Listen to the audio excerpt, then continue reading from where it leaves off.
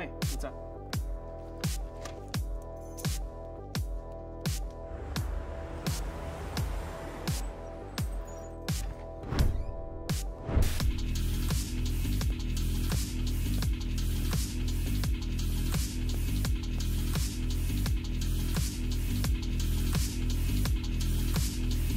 원이다.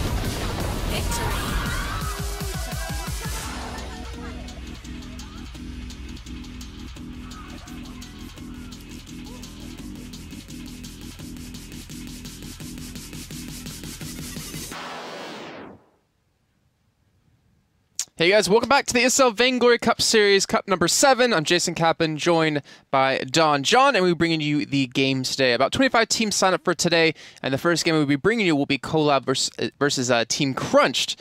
And it should be an interesting game. Fortress is released, and we are on patch point 1.5, if I can English correctly.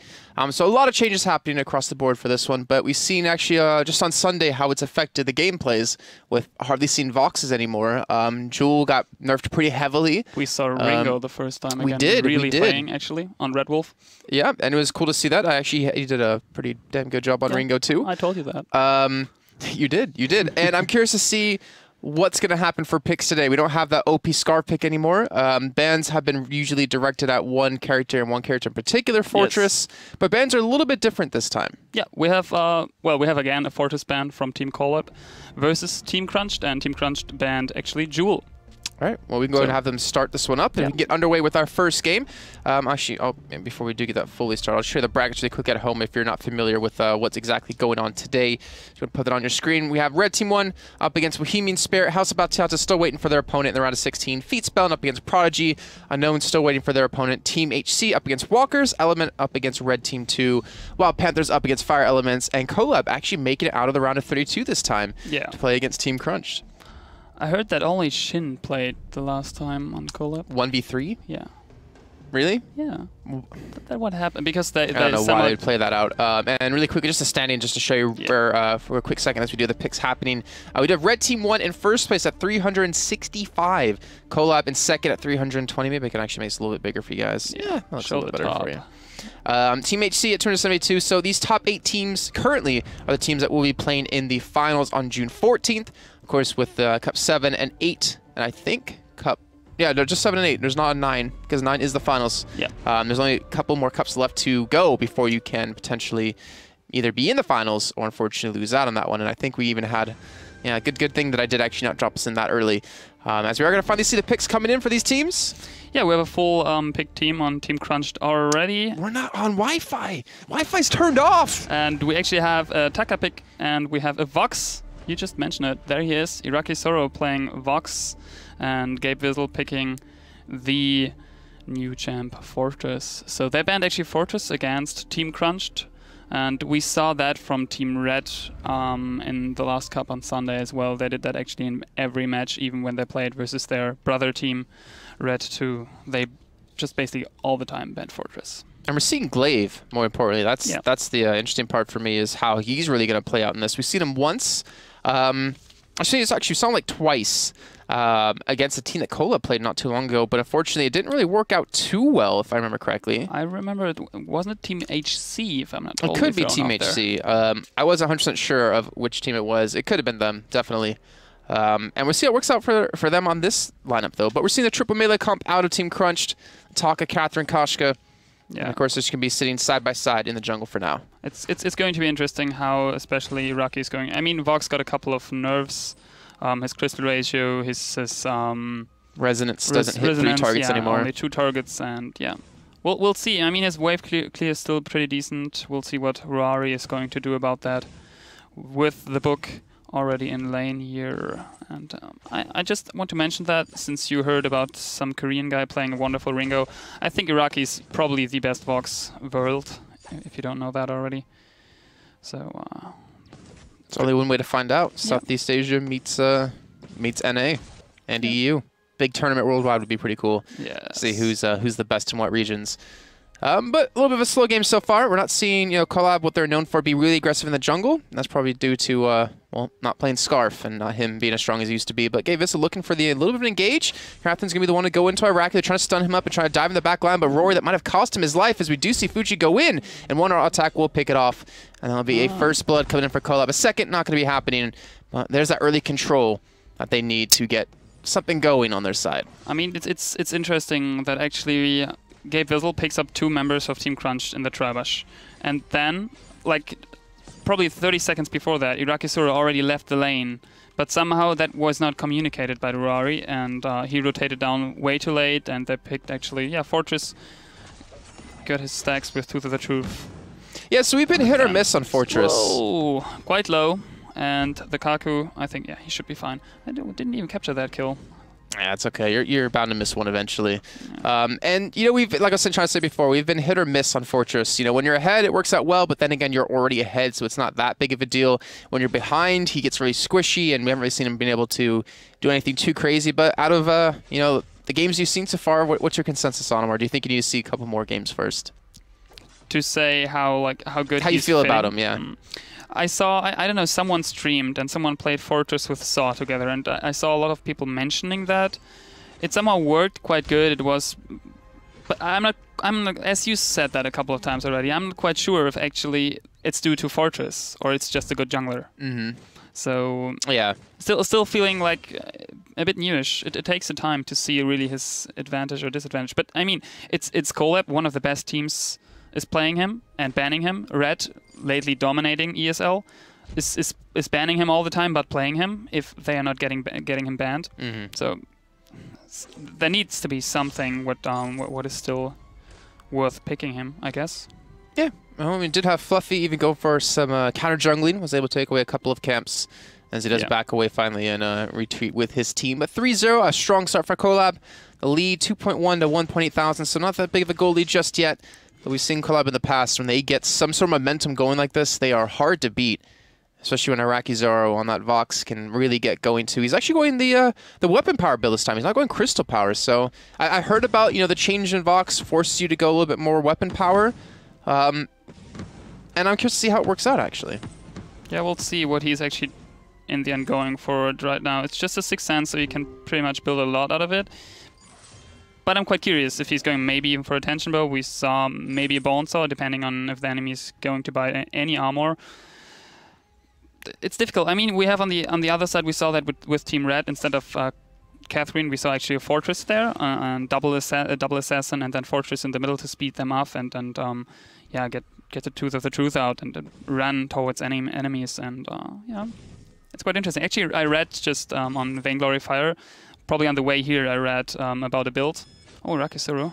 Oh, I thought he's getting a bit of damage, but he should be fine with his Sonic Zoom. A triple fountain build on Fortress with a Warhorn and tier 3 boots. That's like high mobility, super good sustain. I read a couple of comments, and a lot of people said it's quite good working for them at the moment. I feel like triple fountain that would work on anyone at this rate, which is how strong it is.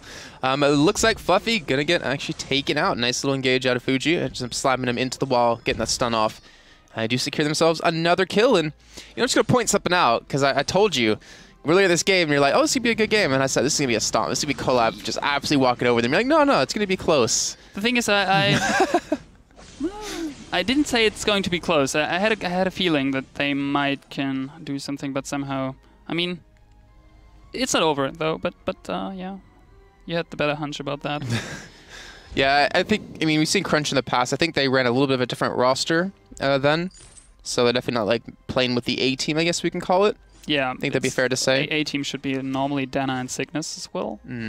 But somehow not playing today. But on the other side, Collab is going for the full A team. Well, Shinkagen is not playing today, but Fuji Yu might die here. Glaive, he has an afterburn up, but not enough energy actually to build it. that damage off that flare, and now with Iraqi coming in too, he's going to have his dash in just a few seconds, but I don't think they're going to come his direction. They will back off.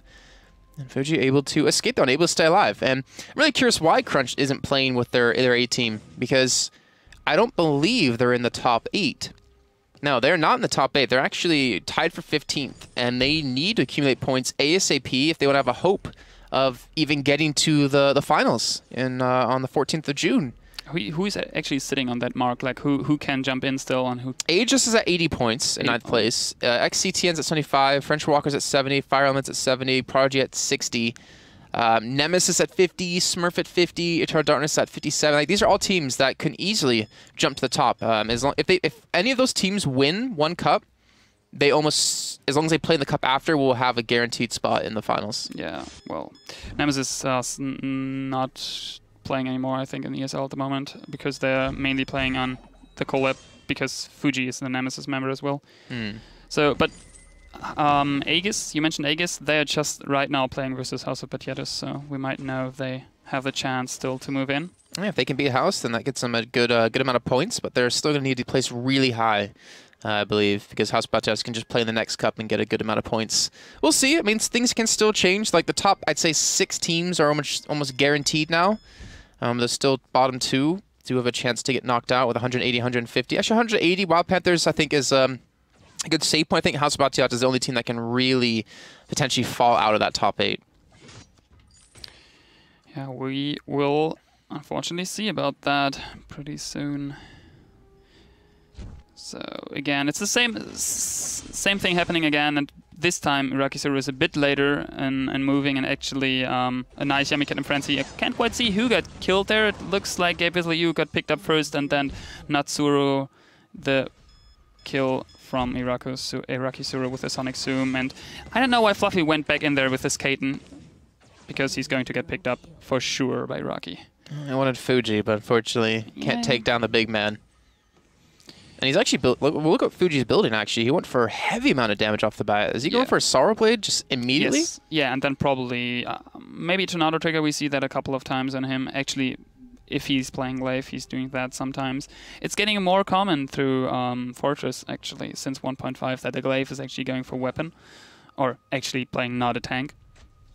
I somehow like that, since he's a really strong character and you can basically play him on every build as Crystal or Weapon. Well, Weapon is a bit more effective, but as tank, he's wonderful on a Fountain. So. Well, what's Glaive actually going to offer to this comp? Because, you know, we've seen Glaive, like I said, a couple times. I think it was Team HC you mentioned up against Collab. Like he can but what does he give to the team? He can knock Rorari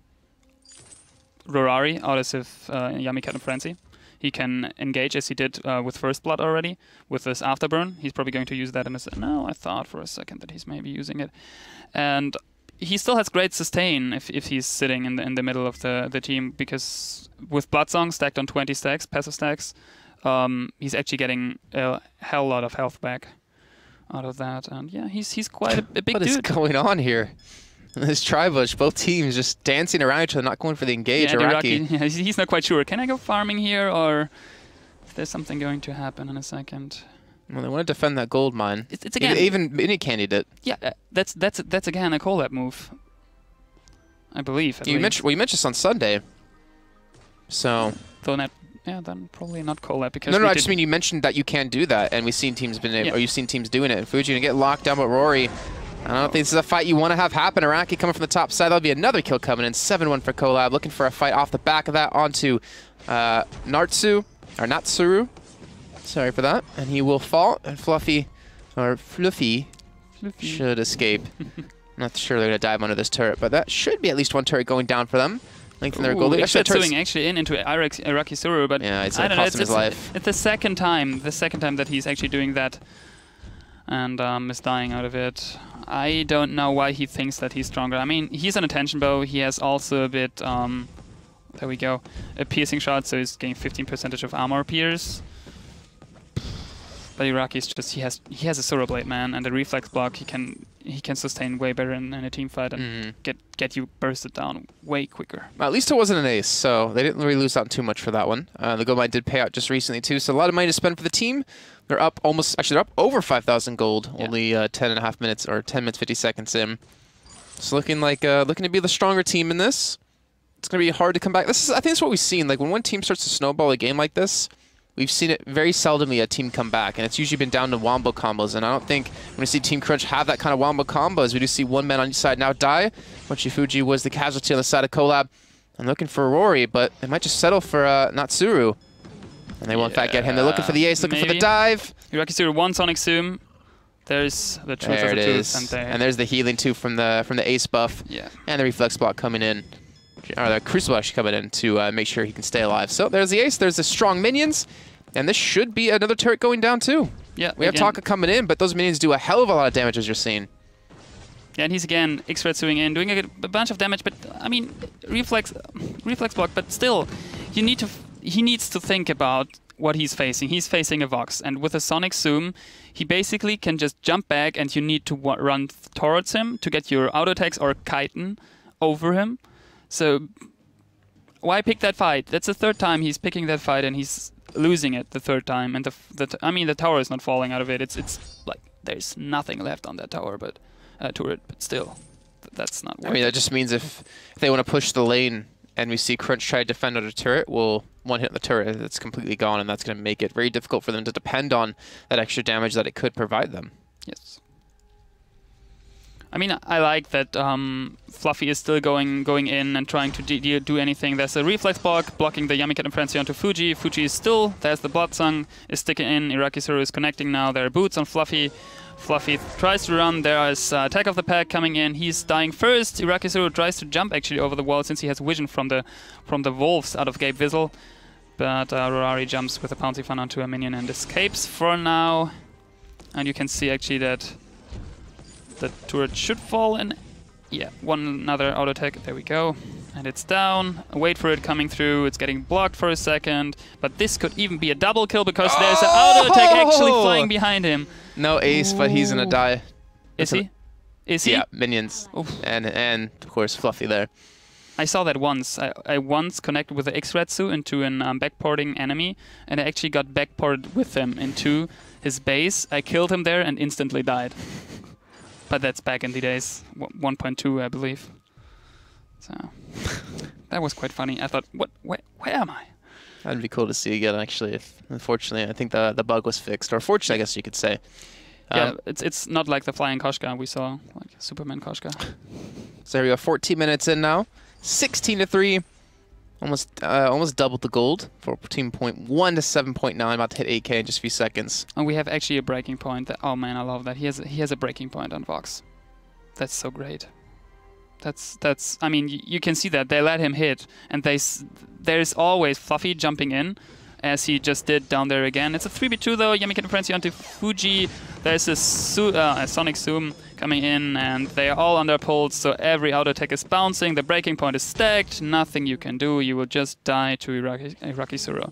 And as I mentioned, we're going to mention, they let him actually stack or auto attack for a couple of times, so he probably thought, okay, well, I'm going for a breaking point then, and that was the best idea he could basically. The only way they can kill him is if they connect 2 stuns with Natsuru and Rory landing. But he's so fast. Exactly. He has super movement speed. He's using his pulse perfectly to slow them down, so they can't really follow him. And then he still has Sonic Zoom. And the wait for it, he didn't really use it that much.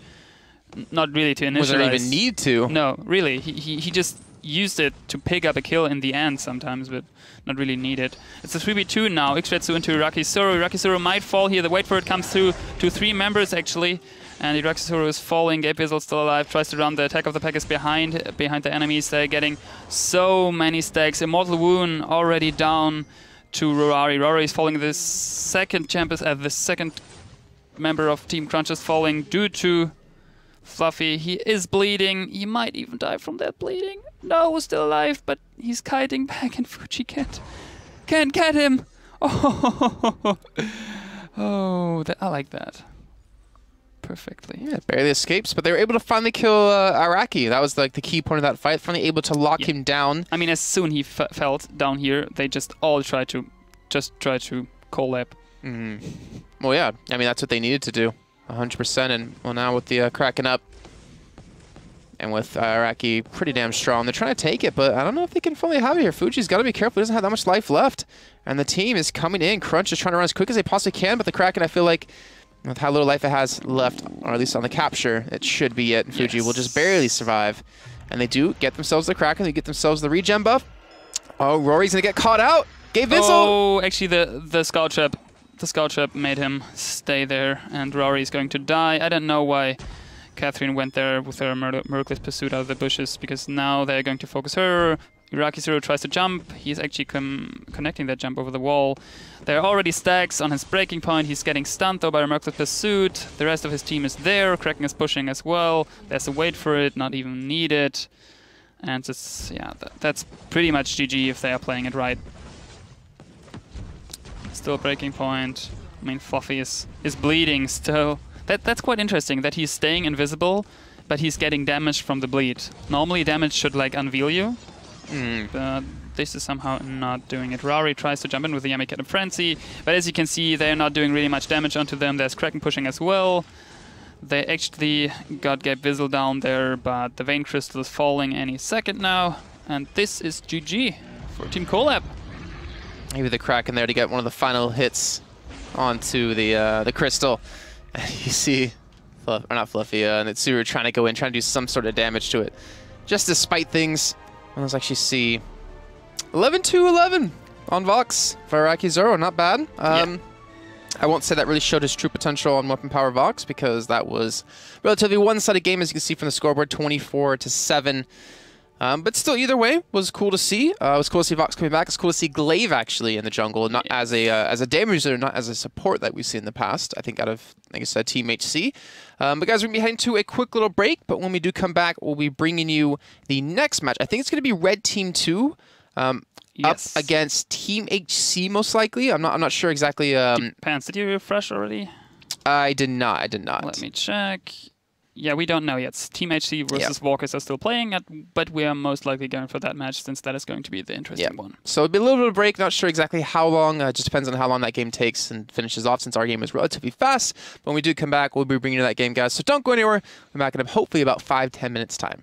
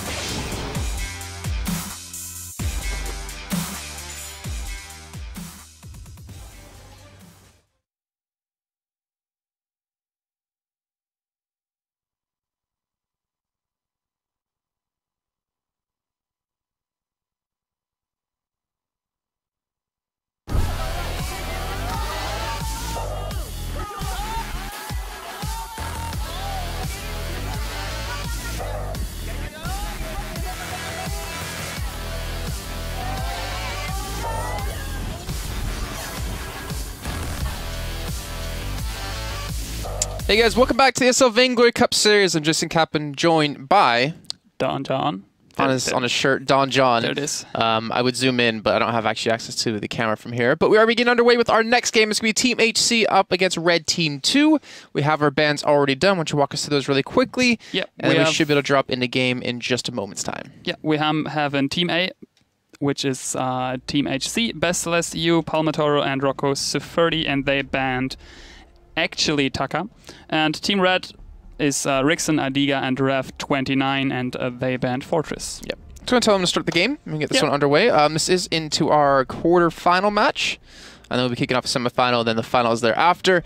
We did have Collab in a victory in the first game of today. Remember, guys, you can always participate. There's still one cup left. You can't actually place into the finals. It's just physically not possible. But you can play, get some experience anyways. You have to play.eslgaming.com and just look for the Vainglory section to get your start into that one. Picks have actually got underway, so we'll drop you straight into that. And we're going to see Glaive, Tonka, Dodger, maybe. It's actually always when Team Red is banning Fortress, they are picking him. So they're actually picking. That's interesting. Jewel, Fortress, and Koshka. On the other side, we have Taka, Glaive, again a Glaive, HC playing Glaive again. And we have Catherine. We just basically saw a mix out of these setups in the match before. Minus the Jewel, plus a Vox. Yeah. So let's see how it works out for these teams. Curious who's going laning. Oh, we have a Glaive lane. That's going to be interesting. He's probably facing Jewel lane, which is Red Adiga. He is probably still going for the crit build. We know that Best Celestial, who's now playing Glaive lane, is actually the reason, he is probably the person who exploited that Jewel actually can do 2,100. You say it's like it's a bad thing. Well, it's... I think exploited is a little harsh. You think so? Because it's not like he exploited a bug or something. He just really showed the true power. But he's doing something really sneaky right now. Oh, damn. That's so smart. He's trying to get the jungle behind Team Red 2 because they know that Red Team 2 starts with the minions up front. That might catch him here. Is he getting the last hit though? Oh, all the work for nothing. Best Celestial is now sitting here in a bad spot. He's not going to survive this one. It's going to be first blood for Team Red. But, still nice. We do see Team HC still trying to evolve. They still try to do something new. It did not work out for them, but still good. And actually we saw Rocco Sifurdi and Palmatoro actually starting their jungle round back here. And meanwhile we saw Glaive or Best Celestial trying to get a bit of higher gold-worthy farm stone from Team Red. Palmatoro using that B ability a little bit too early. Yeah. Rocco should be fine, should be able to escape this one. But what's your thoughts on the Glaive versus Jewel lane matchup? Because that's the thing that's really interesting to me. Well, we will see. If he would play versus the Vox, wait a second. Rocco Sifurdi might die here. Perfect Rocket Leap, and that's a secured kill by Adija's Rocket Leap. Yeah, it depends how good Best Celestial is dodging those Thunder Strikes. That's all it's going to be in the end. And Glaive is quite a big one, right? Well, what about late game? How are they going to compare? Because we've seen the Jewels. It depends on the builds, though. It depends if he's going for the Fuji build, like what Fuji builded on the game before, which would be Solar Blade Mask and potentially what did he build as well? Not quite sure. A Solar Blade. And yeah, and I guess Adiga is going for crit Jewel. So still think that Adiga has the upper hand. Okay, we'll see as time goes on. But they have a good thing, they have Rocco Sifurdi on Catherine actually versus Adiga, who can perfectly stun him out of his Rocket Leap. Meanwhile, a bit of trades in the Kraken Pit. All members of both teams trying to roam down. Best Celestial pops the Scout Trap there. There's a Rocket Leap perfectly stunning two members of Team HC. Palmatoro coming back at his box, focusing Rev on Koshka. Koshka's going down, and the other side we do see Glaive falling as well. Now Adiga is a bit low. He should get killed actually by Palmatoro. Yeah, he's getting the kill. Catherine in the end, that should be not ace, but... Yeah, a little too slow for the ace. It is ace. No, Rap was up. They have an ace buff. Rap was alive already. He was legitimately already alive. Yeah, I know. He's already walking here. I know. They somehow got the ace buff. That's strange. Yeah, I'm not sure how that actually works. Either way, they got ace buff. So in terms of kill, we have a 3-3. Gold is quite even, and yeah, as I started to mention before that team fight, they have with Catherine Smirkless Pursuit a perfect weapon against ooh, that damage already versus Adiga. If he connects that Rocket Leap, but oh, nice afterburn out of it from Best Celestiu. Pretty similar cooldowns on it too, so it's kind of hard for Adija to land a leap unless Best Celeste uses his afterburn a little bit earlier to maybe engage or something like that. But yeah, again, you have two laners that have a solid escape mechanism, so it's gonna be really hard to kill either of them, I would imagine. Yeah, Adiga can jump out of the knockback, and as we see, Best Celestiu can perfectly jump out of the Rocket Leap. It's coming in and again connecting onto Rocket Safari, not the member they want to connect though. Palmatoro still has his box, so he should be safe. Going up back to lane, and that's like that bottleneck is always good versus for a Jewel, because you can just push a Thunderstrike into it and she's for sure going to connect at least with one enemy. Well, we can't count out Glaive's his B ability, where he pops a guaranteed crit and it does an AoE attack. Like, we can't underestimate that in a cone, but that's where, in a choke point. That's what makes me wonder if he goes like a high crit build with high damage, is he gonna do like the same ridiculous damage that Adija will? Do you think he is actually on a minion foot? So it looks like a tornado trigger right now, but I mean, it would be interesting if he's going to show us that you actually can do the same amount of damage with Glaive as well. And again versus a red team, that would be. I would imagine you do more, because you can auto attack quicker than you can cast your Thunder Strikes. I don't know. Well, we'll see. Again, it's like the first time we've seen a lane Glaive, and we'll see as it goes on. And remember, guys, stay tuned after the stream. After we're done with this tournament, we will be having a dev stream and also a breakdown from Zekent, breaking down the matches that we've had today. So don't go anywhere after we're done with the show. We still have 2 more matches after this one, and Raph going to be going in, but Palmatoro got to be very careful. He gets stunned up, and he might get burst on before he can even escape, and there we go. Even the flare coming in just to make sure to spot him out if he does try to run. And that will be the kill lead now for Red Team 2. Down 200 gold. But nonetheless, they're keeping up, and they're slowly potentially pulling ahead. Rixen just showed us that he actually can jump that gap over the flare. So never knew that you actually can jump that big of walls with the B skill of Fortress. And yeah, I think it's going to come down to Jewel and to Glaive in the end. I mean, Palmatoro is doing a decent job, but I have the feeling that Best Celestiu is somehow the best player on I don't want to lower anyone, but on Team HC, and he's doing well plays. We'll see if he's going to escape out of this. Yamikat and Friends, he's dragging him with him, and there's a big red button. It's doing a decent amount of damage, but not enough. Oh, Raph is actually trying to get the kill. He might be. The tower is still connecting to him. Is he still getting? Oh, he can backport there. Oh, Palmatoro, why is he not going in there? What? Oh, I mean, that was a free kill, basically. Yeah, the question mark. You see the question marks, why I didn't go for it. Not sure if they're in columns or anything like that, but I would assume after seeing that maybe they aren't. Yeah. Wow, that's mistakes you can't afford to have happen. No, especially if Koshka would be down now, they could try to invade actually into the jungle and get some farm stolen. Adiga is sitting in a bad spot here. Mercless Pursuit is stunning him for a second. There's a Thunderstrike, Rocket Leap out of there. All 3 members of Team Red are in now. Fortress, Rixen is always up front. And I'm curious who he's going to target with his Tooth of the Truth. I mean, it's up now, and he could jump in. Who's he jumping on? No one yet. Okay, Adiga's quite low, Raph as well. Palmatoro doing a good job on his Taka, and yeah, looking quite good. I'm interested. The gold mine? Why did they ban Taka? I can't remember if there's on Team Red 2 if there's a really good Taka player. Well, as we saw, they tried to change it to Fortress. Yeah. So maybe it was a mistake by them. Not sure. But either way, you're not allowed to do that in the rules. They had the first ban, they banned, and then they tried to change after seeing what was banned against them, which makes no sense. Yeah, but that's not how banning works. Yeah, they do do the gold mine. They do maintain their lead of 200 gold. Well, now 3. And they're just starting to hit a little bit of a power spike. Got the reflex block already in. Best Celeste as well. And Best Celeste going for the breaking point. Huh. So he's going for that longevity in these fights, and I'm not exactly sure how long he'll last in these fights if they do just chain stun him down. I think he's maybe going for a fountain as well, looks like it, since he's already on a light shield and a reflex block, as you mentioned. So maybe he's trying to jump in and with his book getting a bit of health back and actually trying to push his fountain and stack his breaking point. That's something I could imagine that he could do.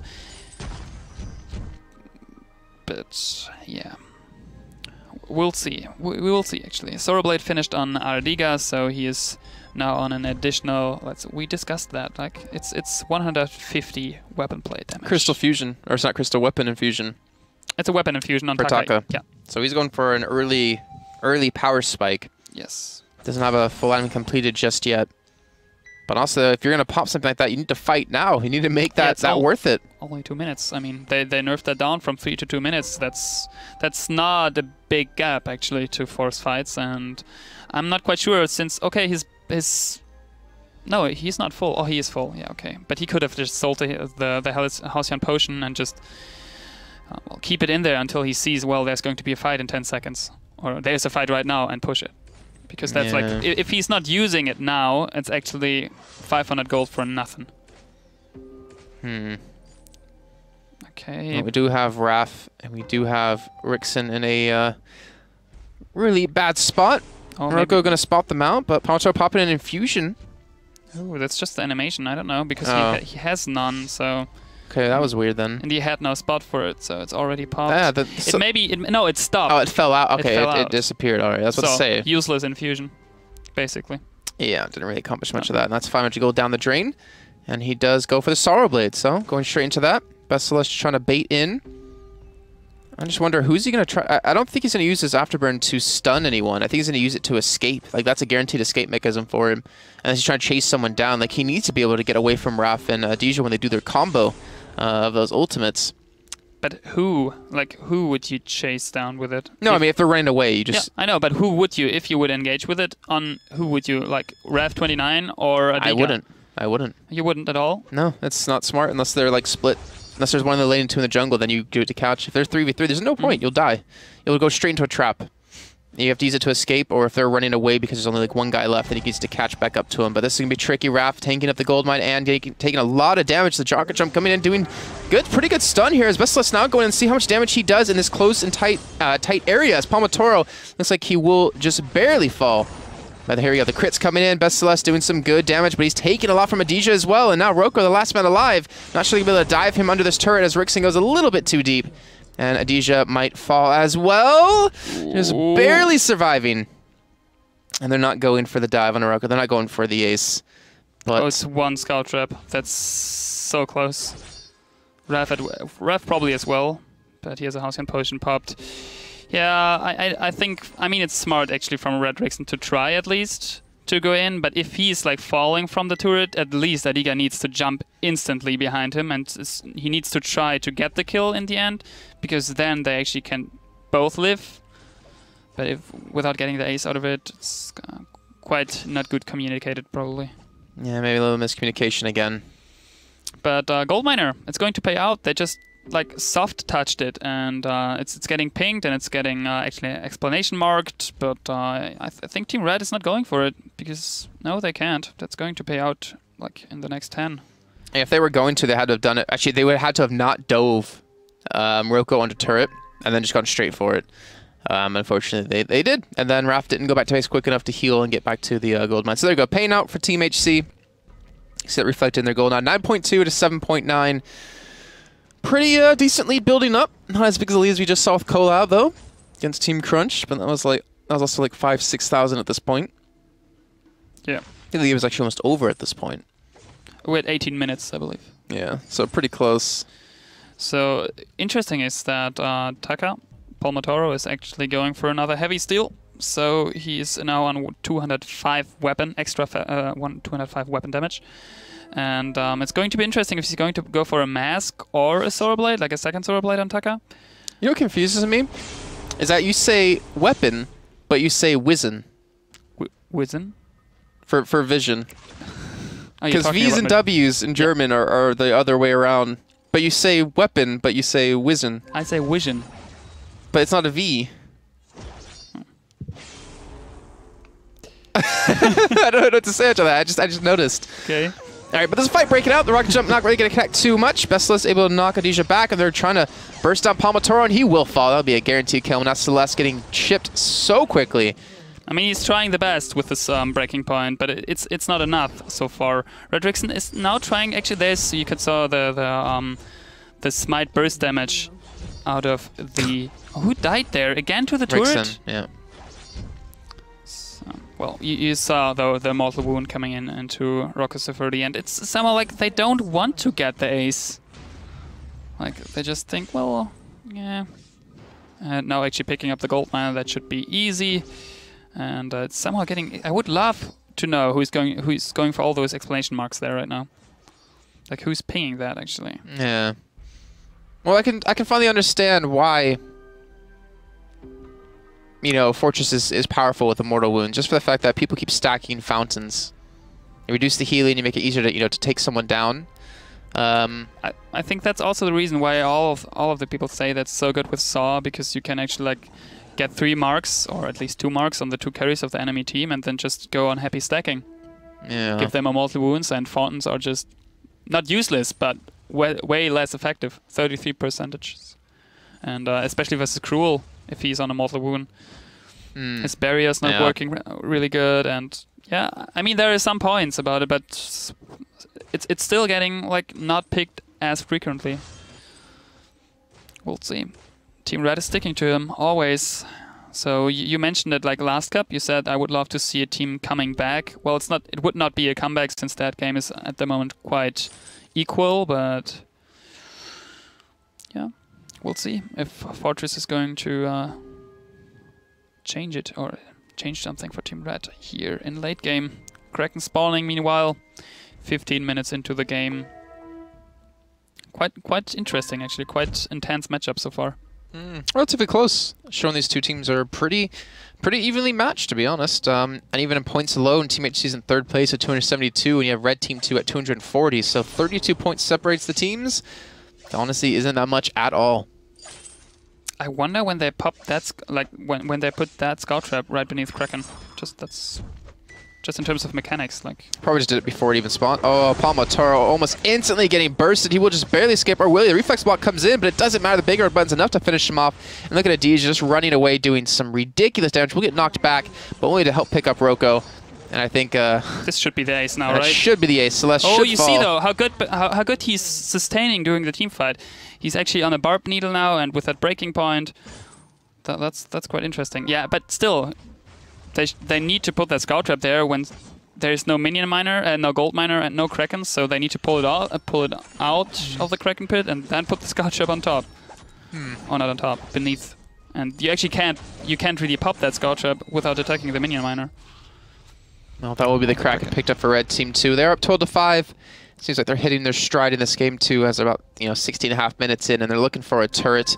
They have the regen buff, and they should ideally be able to push down this turret relatively easy. The only person that's really going to have any potential stopping power is going to be Best Celeste and Palmatoro. But even if they push it too far, they could just get jumped on and instantly stunned, even by Raph. Hoping that Yumi have the frenzy, and there we go. On the Palmatoro, the stun comes in as well. The turret is falling relatively quickly as the Kraken keeps hammering away at it, but Raph's got to be careful, tanking up the turret. And that will fall. Best Celeste is taking the breaking point. Yes, he is, and he's doing some good damage. He's looking for the crits, and you can see that team's running away. Raph will fall. The Kraken will pick up the turret in the meantime as Adija trying to just stall for time, trying to do some damage as he does try to run away, but Rickson going to fall, and Ace will come in, and the Kraken will die before taking a second turret. Yeah, he will, especially still stacks on Best Celeste. And if he's playing it smart for his team and actually playing good together with Rocco, with the Merciless Pursuits, this is going to be interesting. I'm curious, like, what is going to be the just one decisive fight? Because if Red wins now, like a team fight, aces the enemy without cracking up, even without it, they're probably able to kill 2 turrets. So it's interesting what HC is planning on doing now, like sticking around, trying to pick someone off. But I don't believe that Team Red will not roam together now. They picked up the minion miner though. So, oop, there he is. Yeah, sometimes I'm like on that mini-map, it's a bit difficult to hit. I understand. I have the same problems. That's why I play with 2 styluses.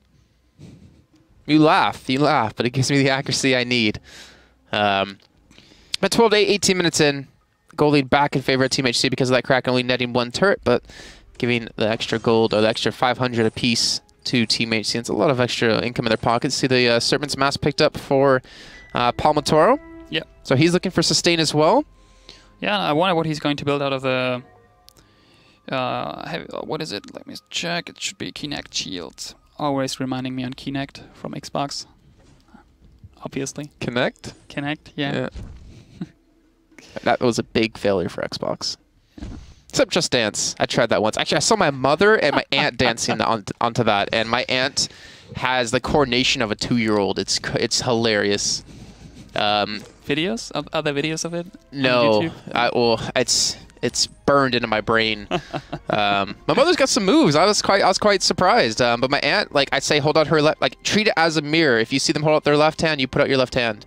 Or if it looks like they put out their hand to the left, you put out your hand to the left. Like, you mimic what they're doing. Yeah. And she kept trying to reverse it in her head for some reason. I don't understand. But here we go. Best Celeste gonna use that to burn an escape, and Roko gonna be able to stay alive for now. But they're still gonna come into Palmatoro again. They're looking for the burst onto him, and he will fall immediately. The ace here could net them. Actually, a win. Best Celeste looks like he will be able to dodge most of the damage on the big red button and escape. And Raf's got to be careful taking that turret a hefty amount. They're trying to burst it down really quickly as Roko trying to just kite away, and looks like he will just barely escape this one, not able to get the last hit under the fountain there. Wound is on Best Celeste U, as we can see. Just coming out, actually, with the Merc's Pursuit. There's stun on Adiga. Adiga is falling to, I believe, yeah, Bloodsong out of Best Celeste U. Yeah, again, it's interesting. Best Celeste U is playing still a wonderful glaive.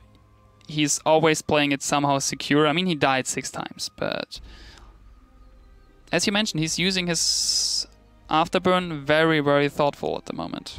And yeah, he's not even using it to engage. Killed Adiga with it, yeah. Yeah, I was able to knock him back into a wall when they realized they could finally turn that fight. But 13-9, 20 minutes in. Looks like all the other games across the bracket will be able to catch up now, since we had a very quick first game with Collab versus Crunched. And they're looking for a turret themselves, but let's see if they can actually pick it up. That's the real question. I think Best Celeste isn't really going to try to take it just yet. Actually, a little bit minion wave there, so he could potentially pull it off.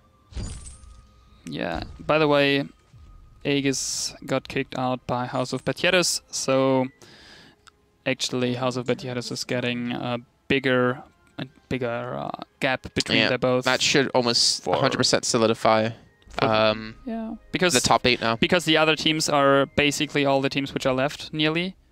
Red 2, Red 1, Unknown, Feedspell, and Team HC, Fire Elements, and Collab. So, yeah. Pretty much set for the finals already. Yeah, actually it should be almost 100%, if not 100%. But Sound's going to be coming in. Anaroko, really well done, but the stun, Adisha gets completely knocked out. He doesn't actually land it. And Palmatoro, very low on HP yet again. It's a very similar story to what we've seen every time, but he's able to pick up 1 kill, try to back away, gets Adisha down, and if they get this kill on Rickson, they can pretty much push for 2, maybe 3 turrets, and even guarantee get the crack. And Rickson trying to do anything he possibly can. I feel like, yeah, best, let's go back to lane. Ooh, Jukes. He's got some, but he's going to die. Oh, no, they're going to just let him run. Yeah, he used a flare gun to actually jump that. That's so smart. Yeah, they're capturing Kraken now. I don't think that Rickson is fast. Oh, what is he doing? I thought for a second. You can't. No, he's just backing out. You can't backdoor that. Okay, yeah, smart decision not to force an ace here. Or force the Kraken steal. That's not too easy on, especially with that vision on Fortress. You heard it. See, you heard it. I heard it. Vision? Vision. Vision. There you go. See, that's perfect. Vision. Yeah. Vision. It's confusing sometimes. I'm going to slip in Wizen or Vision once in a while, just for the hell of it. Just see if you catch me on that. But there you go. They pick up a turret. That's 2 now for them. Again, he's using the Warhorn to initialize a team fight, which is basically in front of his nose. Well, Raph, he's going to instantly get blown up. He's down for 50 seconds. If they can catch on to 1 or 2 more people, this could actually be the game. They're looking for the turret. Ooh, the damage out of Adisha. They're able to force them back. They're able to hold them off for now, but Best Celeste able to chase them down. Rickson, you better be careful. You could get thrown right back into the team, and then we'll go right back to their own base. Another turret does fall. 38 seconds on Raph. I'm not sure if he's going to be back in time. They could end the game quick enough. Yeah. They've got Fountain still. At least Celeste still has his to use. And if they do see it engage on the side of Red Team 2, they could see Red getting knocked out in into the quarterfinals, or in the quarterfinals. Roko gets stoned up, but he's not the person you want to hit with this one. The first turret falls, the second one's soon going to be falling in just a few seconds as Parmoto just attack in the meantime. And Adija, he might get bursted down for this. Big red button comes in the fountain and the reflex walk, so the Crucible comes in to save the life out of Roko for a sliver of time, but they're focusing down the fountain. Or not the fountain, the crystal. That's going to be it. Yeah. And Rixon can't do anything to defend, and a good solid push out of Team HC at the end of things does secure themselves the win. Well played. Honestly, well played by Best Celeste EU. And it's the second, or probably not even the second time, the couple of times. Yeah, he's like dealing so much damage and doing such a good job. I still personally wasn't sold on the glaive. I feel like they got a little bit lucky because we saw Raph go in really deep at that last moment, and then he got completely caught out and bursted. And from that, what can Rixon and Adija do to defend? There's like nothing they can do to hold on to that. Not much, but you see they forced Team Red to buy Atlas of Pauldrons on not fountains, not additional fountains. They just have one fountain in their team, and they have 3 fountains in Team HC. So they're forced due to the attack speed from Best Celeste EU. They forced actually Red to consider a different item than fountain because they needed to slow him down. So, again, for me, it was like a Fortress game. I'm not really sure how strong he is built as this kind of route, but we saw them win. That's a good sign. That's a start. Fortress lost. No, I'm saying Glaive. It's like, for me, it's for me like Fortress. Like, not really sure on how it plays out 100%, but they won. I wouldn't say it was because of Glaive. I would say it was most because of Raph getting caught out. And at the end, it was a big snowball. Basically, Rocco's a 30 wonderful lead. We saw that so often that actually Jewel jumped in, Adiga jumped in, but could not connect the stun out of the rocket leap because he got stunned in midair. And if he stunned someone, he just stunned Catherine, and that's just not the person you want to stun, actually. Yeah, not at all. Definitely not at all, and you can see how little damage they ended up doing to him as well. But guys, we're going to head to a quick little break, but when we come back, it will be our semifinal. Not sure what game we'll be doing just yet, actually. I was looking over the brackets, and they actually haven't been updated. We haven't had any results across the other quarters.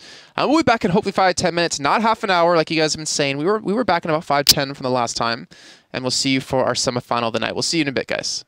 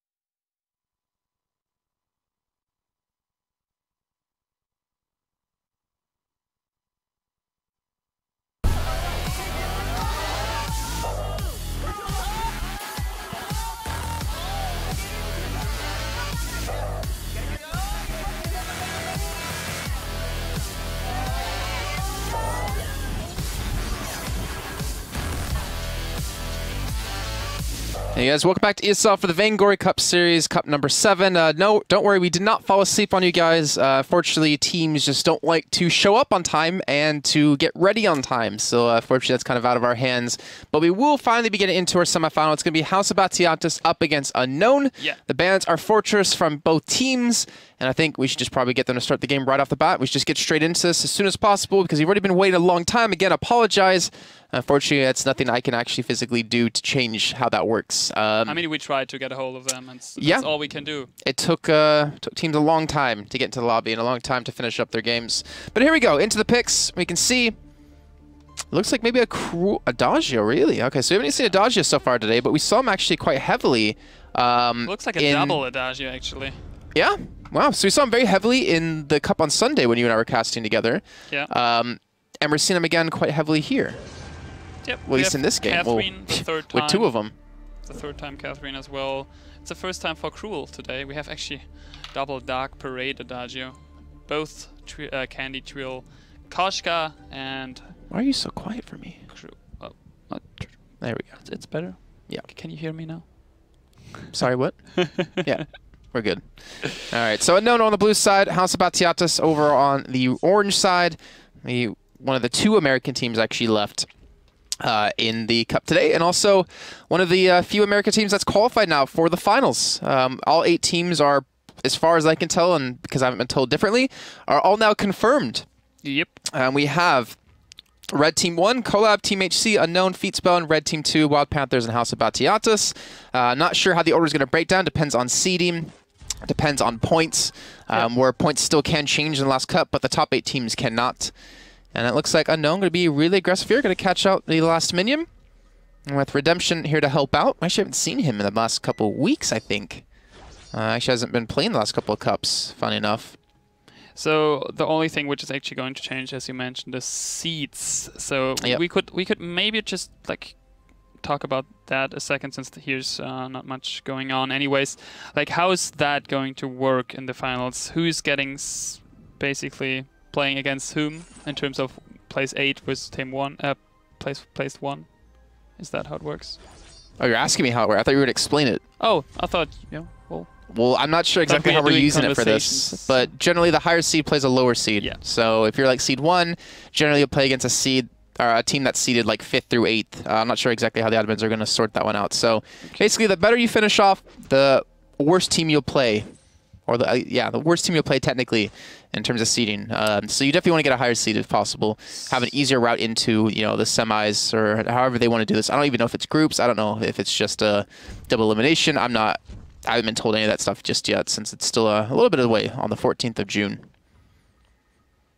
Yeah, true. So why are his auto attacks coming from like whose? Adagio's is like coming from like nowhere near him. Oh, because he's canceling the animation. Normally he's throwing them out of his hand. All right, so Redemption showing mastery of Adagio. Maybe we can catch Fleshy doing it without canceling. Interesting. Yeah. Okay. He's throwing those. Already, Gibbs and Fleshy both don't feel comfortable even stepping out of their own Tribush. Actually, I saw Gibbs streaming like a week ago-ish. Maybe it was like Saturday. Oh, you went quite like late night because he's streaming for us and the GMT for plus us? 2. He's streaming for us? Streaming for us in GMT plus 2. Let me finish my sentence. I mean us or US? Us. Europeans? Yeah. Okay.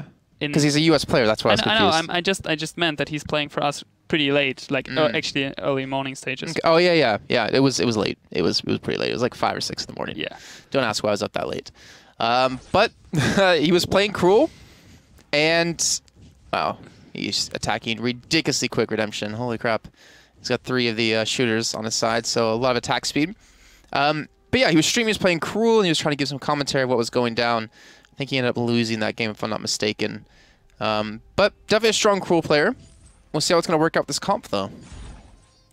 Yep, we'll see what he's actually building since they have Adagio. I don't know that he's, don't think that he's going for, and Shiver Steel is getting stunned there by NK and Cream. Medic baiting Gibbs onto the Scout Trap. Some Spectral Smite damage on him as well. NKN, Medic should fall his first blood for Team House of Batiatus. Micro EU, Gibbs EU, both low. Gibbs using his Deathman's Rush to survive that fight and actually not killing Redemption. Redemption is going down to the Gift of Fire of Fleshy, and it's a 2-for-1 trade for House of Bitiados. Okay, so Gibbs the only man to die on House side, and we saw Redemption and Medic being the two on the side of Unknown. So a good start for House of Bitiados. Again, they're playing from the US. They're playing with a little bit higher ping. Unknown, you know, a team who really surprised us. I think they won Cup #1. Yes, they did, beating out on Red Team 2. But have been relatively quiet since then. They got 4th place in Cup #2. They haven't placed top 4 in 3, 4, or 5, or 6. So they've been having a little bit of a rough ordeal. Maybe it's because Redemption hasn't been able to play. Makes they've been using a little bit of a different roster. But they're trying to make their stand here in the semifinals, trying to get to the finals yet again. And in terms of comps, like, what is a lane Adagio going to do that a support Adagio won't do? Damage. No, I'm sorry. No, I mean, that's technically true. But what's the point of putting? Why do they think they have Adagio in lane instead of having Medic, for example, in lane? Sure. To be honest, I don't really know, but somehow it's working out for them because they're getting another kill. Redemption is going down as well. Flashy should fall here to Medic's next. Pouncy Funny getting actually slowed by a wonderful self-cast from Flashy. NKM Cream still alive. I think Gibbs looks for a Deadman's Rush here. He has still a cooldown of 5 seconds. So yeah. Yeah, back to that. It depends. It looks like he's going for weapon. Adagio, Redemption.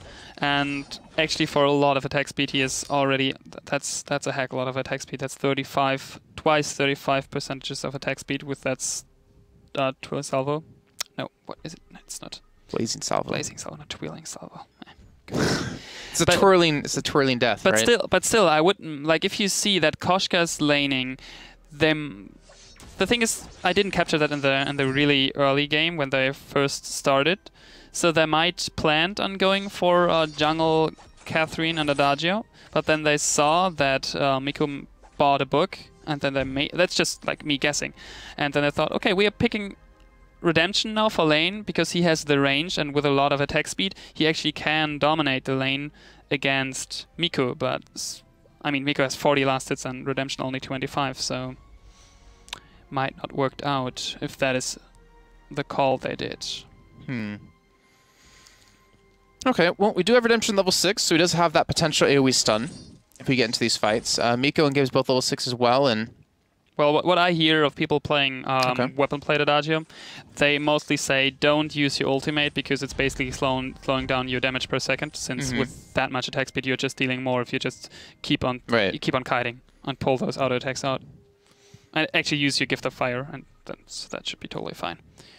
Okay, well... So. Looks like they're trying to get a little bit more aggressive. They are down in kills, they are down in quite a bit in gold. I would imagine if they lose this next fight, House of Batiatos just win it, and then they set up for the gold mine, that's actually going to be a big deficit for them, and might be enough to snowball for House of Batiatos to get themselves to the finals for the first time. It's actually going to be their first, their second top 4 finish, where they first placed 3rd place in Cup 5. Yeah. They are probably, besides Colab, the only US boys playing in this ESL best of 8 on the 14th, if I'm not mistaken. 14th of June. 14th of June, yeah. Okay. Oh, did NK and Medic just pop? Yeah, they actually Medic and Redemption both on a weapon infusion, and they're actually picking up that gold miner pretty easily because they probably saw. I mean, there's no scout trap, but they guessed that Gibbs and Flashy are already on their jungle route and trying to get their farm actually. Nice flare gun there, but they probably guess now that someone is in that tri-bush. If you see that flare gun popping over your head there, they know, okay, someone is either in the tri-bush or... no. Oh, they're going for Medic. They're looking for the catch, and I think he's going to fall from this ultimate coming Redemption just to stun them to allow Medic potentially to escape. And as you see there, he's not going to be able to. Redemption popping his boots just to run away. Miko, Gibbs, not on that much HP. And Redemption, he's fancy his chances to maybe go in, but he's got to be careful. Gibbs can heal up with that smite. Not going to be using it for that. Looking for flashies. They do get the stun. I mean, Redemption is not doing any damage so far because he has just basic damage and his attack speed. So he's not really able to fight at the moment because he's just not doing enough damage.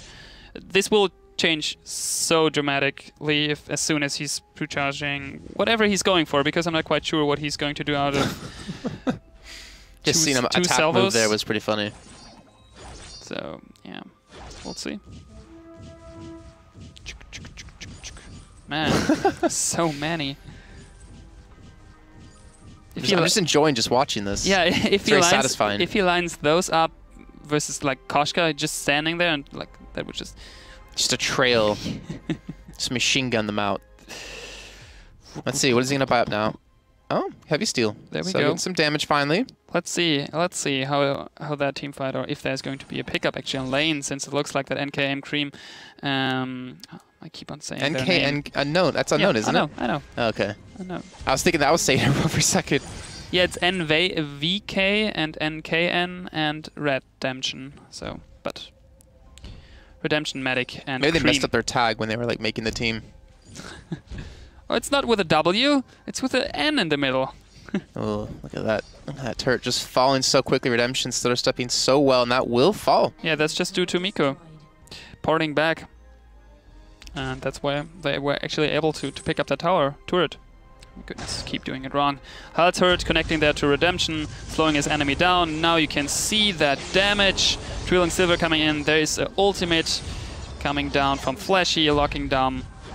Actually, one kill for Team House of Batiados, but Medic is going ham, is trying to get the kill onto Miko. Miko is so low! It's one auto attack. Turret is not reacting. So in the end, it's a 2-for-2 trade. Good stuff. That was without vision. I got told I should keep on saying vision, because you should stop nagging me on that. I'm not nagging you, I'm just... No, I appreciate that, to be honest. So. Okay, so 5 to 6, 10 minutes, 30 seconds in. House of Batiados, they're actually down 1,000 gold. Gold mine definitely gonna be netting unknown quite a bit, and it's actually getting close to paying out again. So I wouldn't be surprised to see a big fight breaking out around the gold mine very soon. And we can see a lot of major items being completed. Like you just pointed out, the Shiver Steel for Gibbs already done. That's going to provide him a lot in this next team fight. Redemption's got some crit now finally added to his kit. Yeah. Got the Reflex block as well, and Medic Aftershock now done. The Fountain done for Cream. This is going to be... I think this is going to pretty much determine how this game's going to go, whoever wins this fight.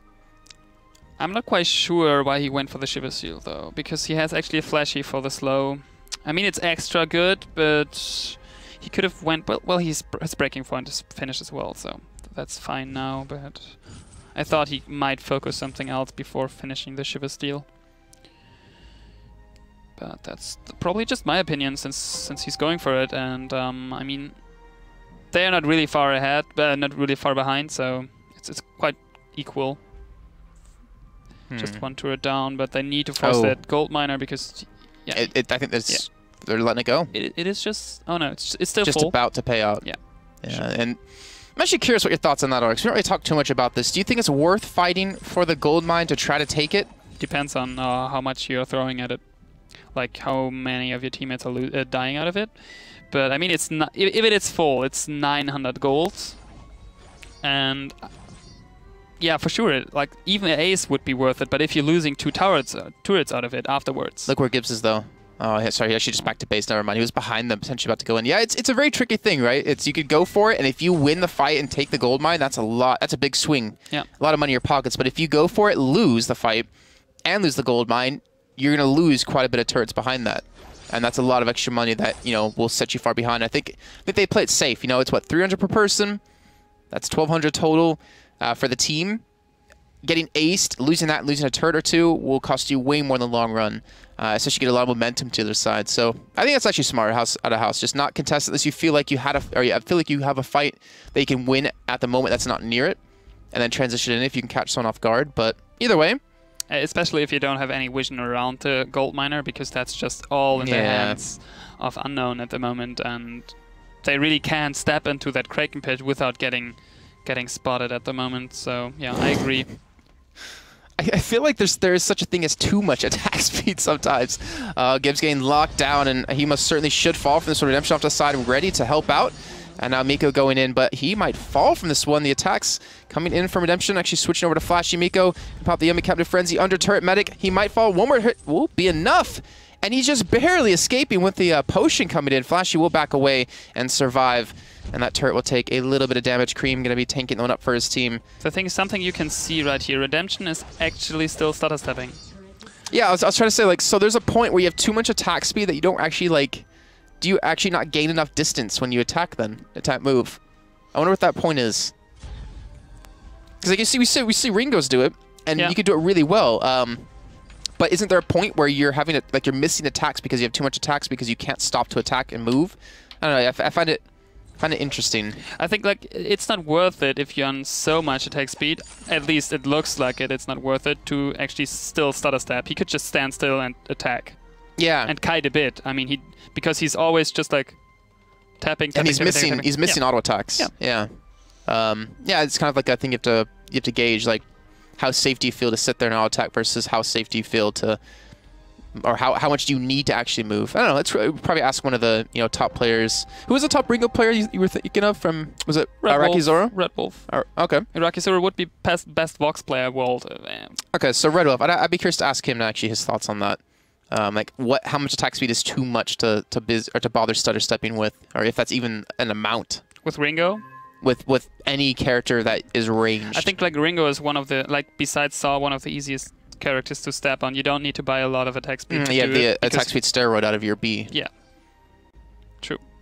So if you, well, stutter stepping in terms of like, I'm not quite sure when they fixed it, but I think around 1.2, 1.3, it was actually, you could do more auto attacks by using like stutter stepping and canceling your animations, but they actually like fixed it, and you barely don't gain any more DPS out of it.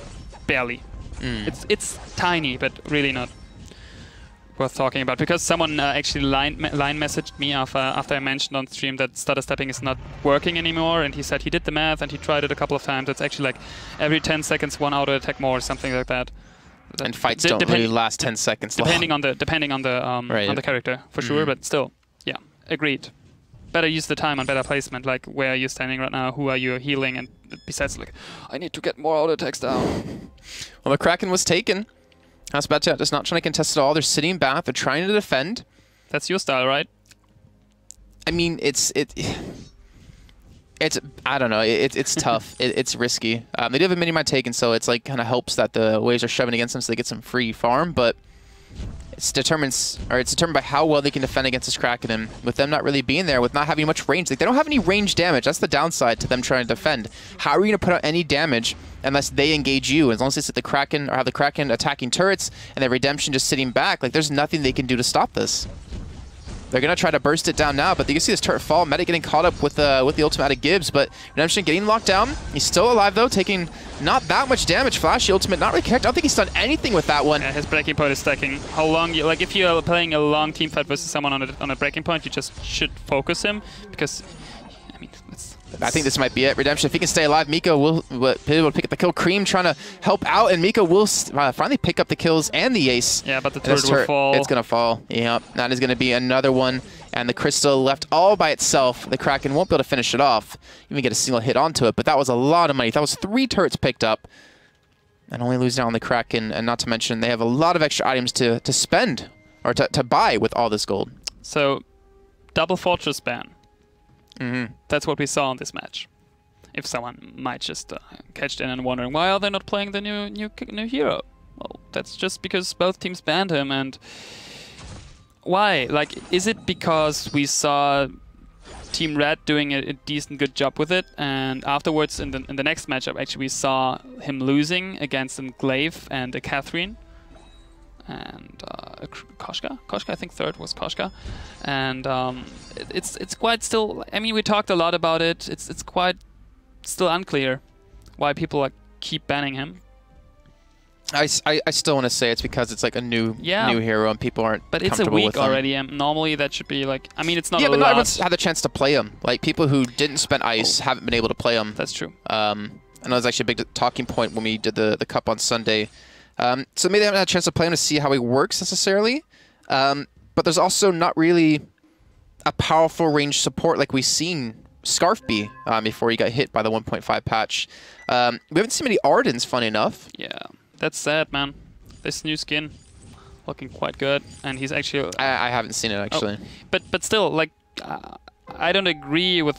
Well, they probably know why they are not picking it, but I could see him working quite good besides Fortress with Koshka and Taka together, because like what is the use of Fortress in the double assassin comp? Oh, Flashy, he's getting a really bad spot. Crucible actually blocking the stuns, and looks like we might see the first casualty redemption. Very low on HP. The Fountain's keeping him alive for a good amount of time, but there they go. Finally picking up the first kill they needed. They're going to pick up a second. Now Kreen, the last man alive, trying to run away, popping everything he possibly can with his A. Doesn't have boots up or anything like that to even escape this one.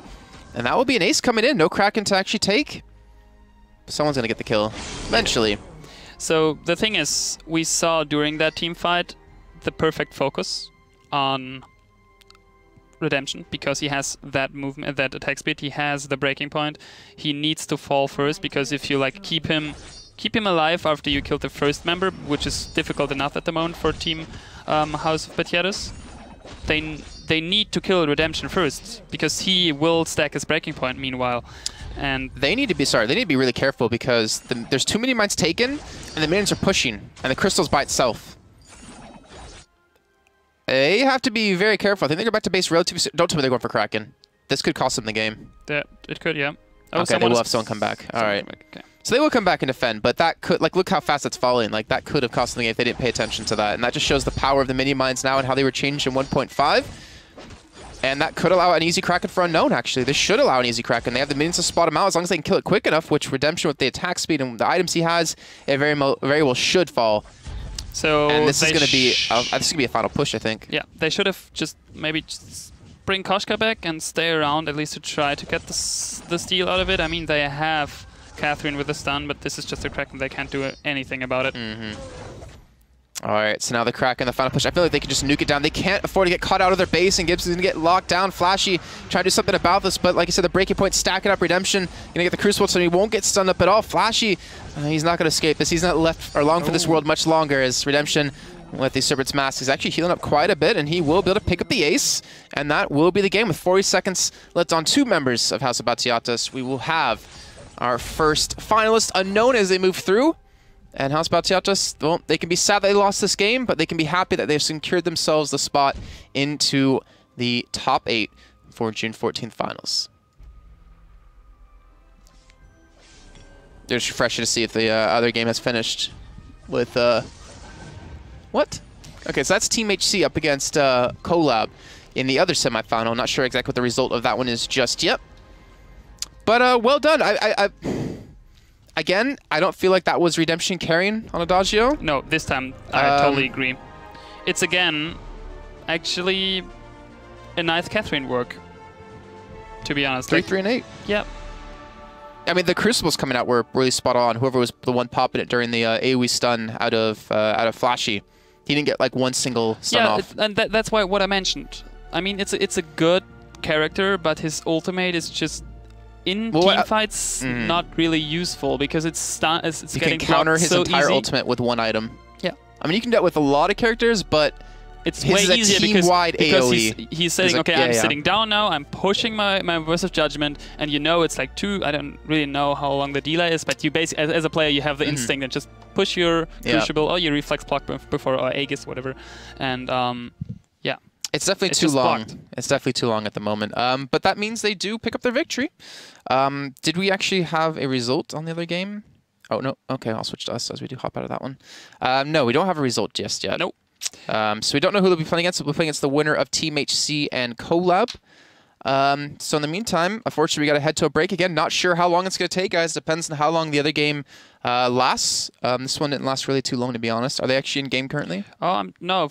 Fuji EU, who's playing on Collab, is in a party, but I can't see if he is like out of the party or waiting for us. We'll update you guys in chat when we do have some information. So guys, we'll go to that quick little break. Well, we'll go to a break. When we come back, we should be kicking off the finals. See you soon.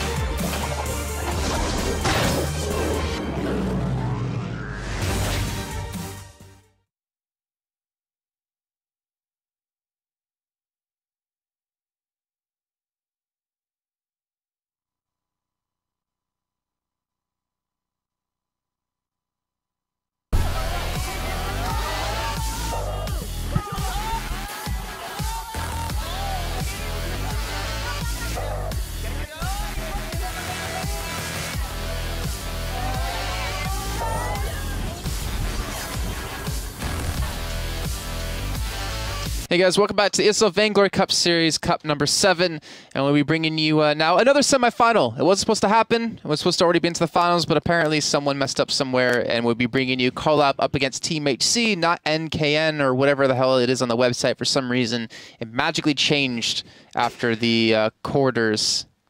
Don't know what happened there. I know, maybe they got bought from... maybe. I'm not sure what happened. We can tell the picks can start. We do have a double Fortress ban again, expected out of all the teams. Though we haven't actually seen it out of every team, funny enough. We did see a Taka ban and a Julie ban. Jewel? Yeah, Jewel ban. Exactly. That's what I said. I didn't say anything different than that. And there we go. Into the picks. We will have Collab over on the blue side, and we'll have Team HC actually running someone else, someone new from their games earlier today. That bug is frustrating, even though we have Wi-Fi completely turned off on the tablet. And let's see what they do pick. Nothing so far. We have a soft pick, which is Taka so far, and Catherine as well. No one else is picking, not even Collab. Normally Collab is going for like Fortress triple soft pick and then banning, then picking something else. Trying to. So I heard you broke a tablet on stream once. Yeah, I did. How would you like to break a second? It's keep crashing, by the way. It keeps crashing. No, not quite sure, because no one is picking. I hope they are not picking. It's just not. We are not in, because that would be not so good. 25 seconds left on the picking phase. Please pick. Please. Please. Else we have no vision. And the tablet might break. I can't, like, I don't know what you're going to do. But there we go. It's just them not picking. We have a Jewel. It's a 2-minute delay on the stream, guys. You can't see what the other team's picked. All right? I don't understand. Yeah, that's drama. Drama? Drama. It's drama. So, we have... I can't tell if that was intentional or not. You mean drama? That was totally... You totally meant drama. You thought that's how you say drama in English. How do you say it in German? As I said. Drama? Yeah. Oh, really? Okay. I just want you to improve my skills. I thought you wanted me to punch you in the face, because that's what was close to happening.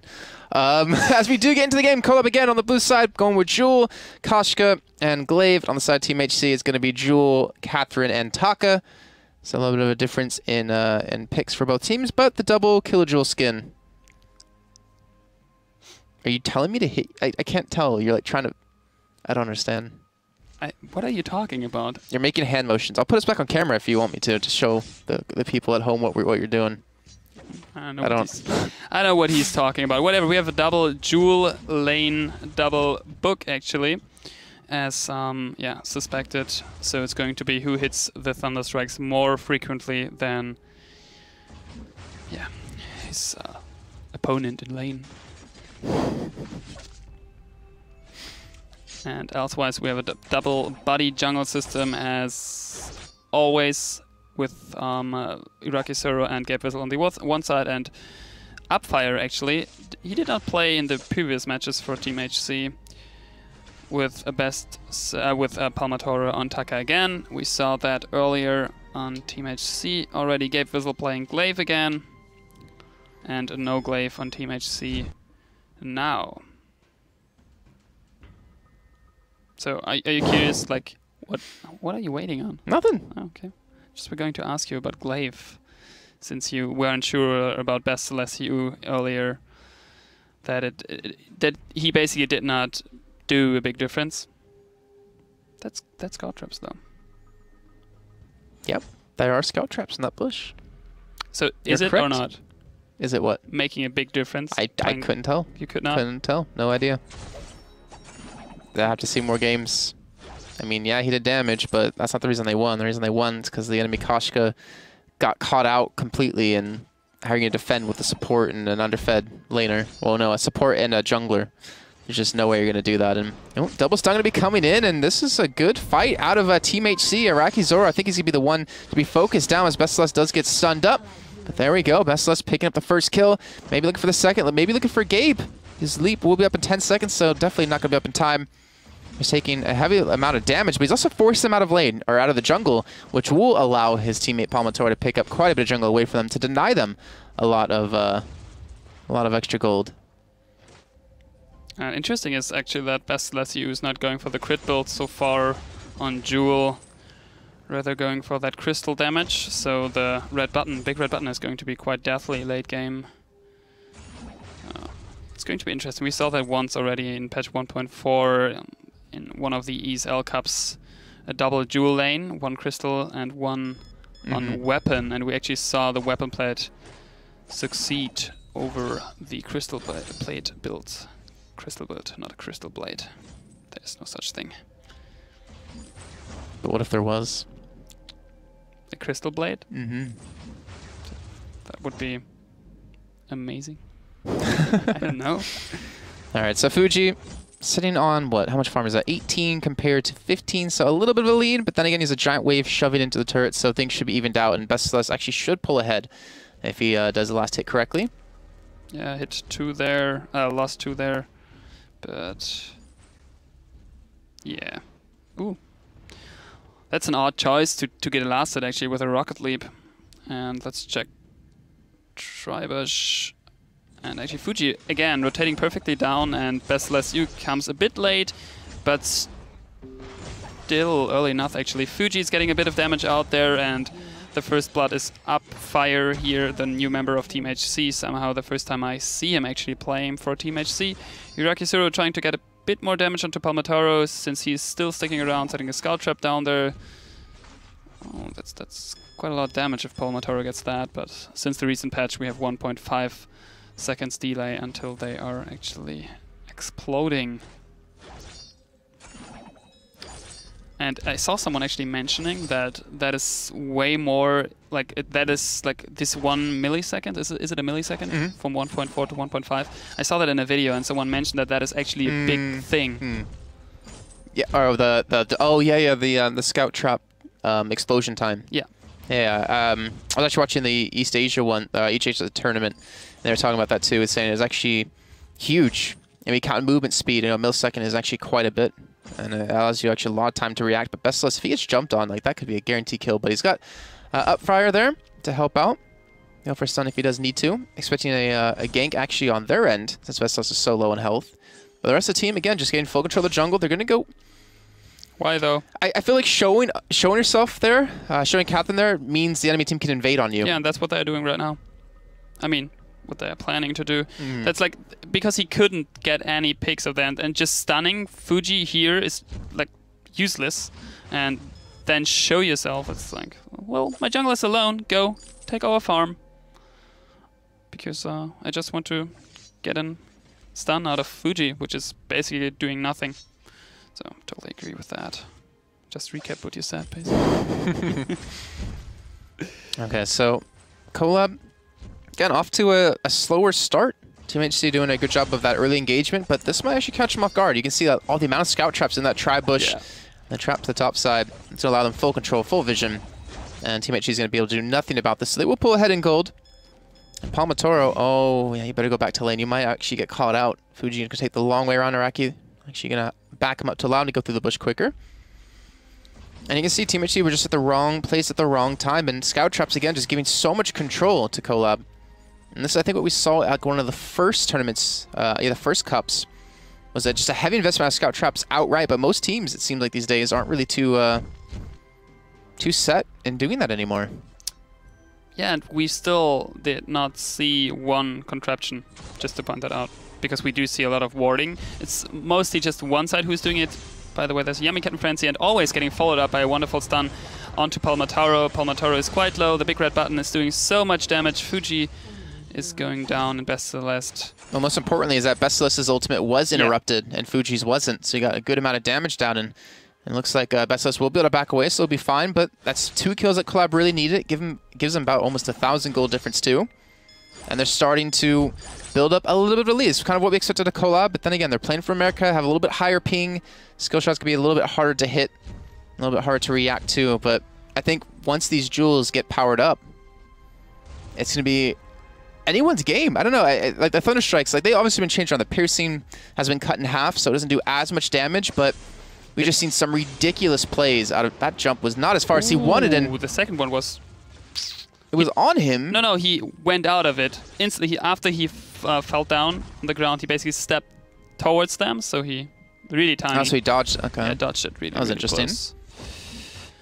That's not too easy to do. So upfire equals Luke equals Shusei. Shusei? What? Shosei? Where is upfire equals Luke equals Shosei. I don't know. Do you know him? I know. Okay. No. I think people are just trying to like figure out who he was. Okay, upfire is Shosei. Okay, he changed his name. Okay. Shosei? I don't know how to spell. I don't know how to say it either. I'll just go with what you're saying. It's a German one, but the name is not German. Shosei. Okay. Well. Okay, so yeah, then we saw him a couple of times. Like Luke played a couple of times for HC already. I don't think I've seen him in. Was it in the Vainglory League stuff? Because I haven't seen him actually in the ESL stuff. He played. No, not in ESL so far. No, he did not play on ESL so far. Just Vainglory League. Oh, a nice prediction with the afterburn, but Bestless does get away from that one, and Gay Vizzle might actually have cost him his life, but they're not going to go for the re-engagement. Upfire doesn't have his ultimate just yet, so... Yeah, that move just costed them a fountain, basically, that's all. So... Actually, Palmatoro engaging there into the gold miner. Nothing much Gabe Vizzle can do alone, but Fuji is connecting downwards, and there's again a minion candy getting popped by Team Collab onto the gold miner. The gold miner is doing so much damage to Upfire, actually. The big red button is connecting, but not doing quite much damage yet, and Bestless U is going to be... Fuji is going to run around the corner. Will he check to his right, though? Or his left, technically, if we're watching an overview? Nah, well, it will be a little bit too late. But they defend the gold mine most importantly. But Araki needs to heal up, same as Fuji. They need to make sure they get healthy enough for when they come back. I mean, the gold mine won't be able to pay out until after they do have the potential to get there. But it looks like both teams are not really going to try to contest it this time. I think Team HC, after that fight, are just going to give up on it. We talked about this in the last game. Like, is it worth contesting the gold mine if you're not 100% sure you can win the fight and get it thereafter? Because it's such a big snowball against you. The thing is, it was not as much timing for actually go with that gold mine. I mean, they pushed them back, but they saw that they pushed a fountain, so they probably knew that they are nearly full life again. They had no vision. I mean, there's no scout trap around the Kraken pit. Oh, there's one from Team HC, but that's not enough to actually see something in their tribush. There's another one, okay. But still not enough for actually getting enough vision to know if someone is going deep into their jungle, is farming right now. Are they only 2 members in range for the gold miner? And just basically not the smartest decision to go for that. And that's why they lost it. Well, Palmatoro trying to go for the fight. I think the silence missed almost completely. Araki Zoro, he still has... Well, he doesn't have his ultimate up, but he's just trying to bide some time, just trying to escape this one. Fire the only one able to chase him. Won't really be able to do too much. Gold mine is soon to pay out, but it's still candied up.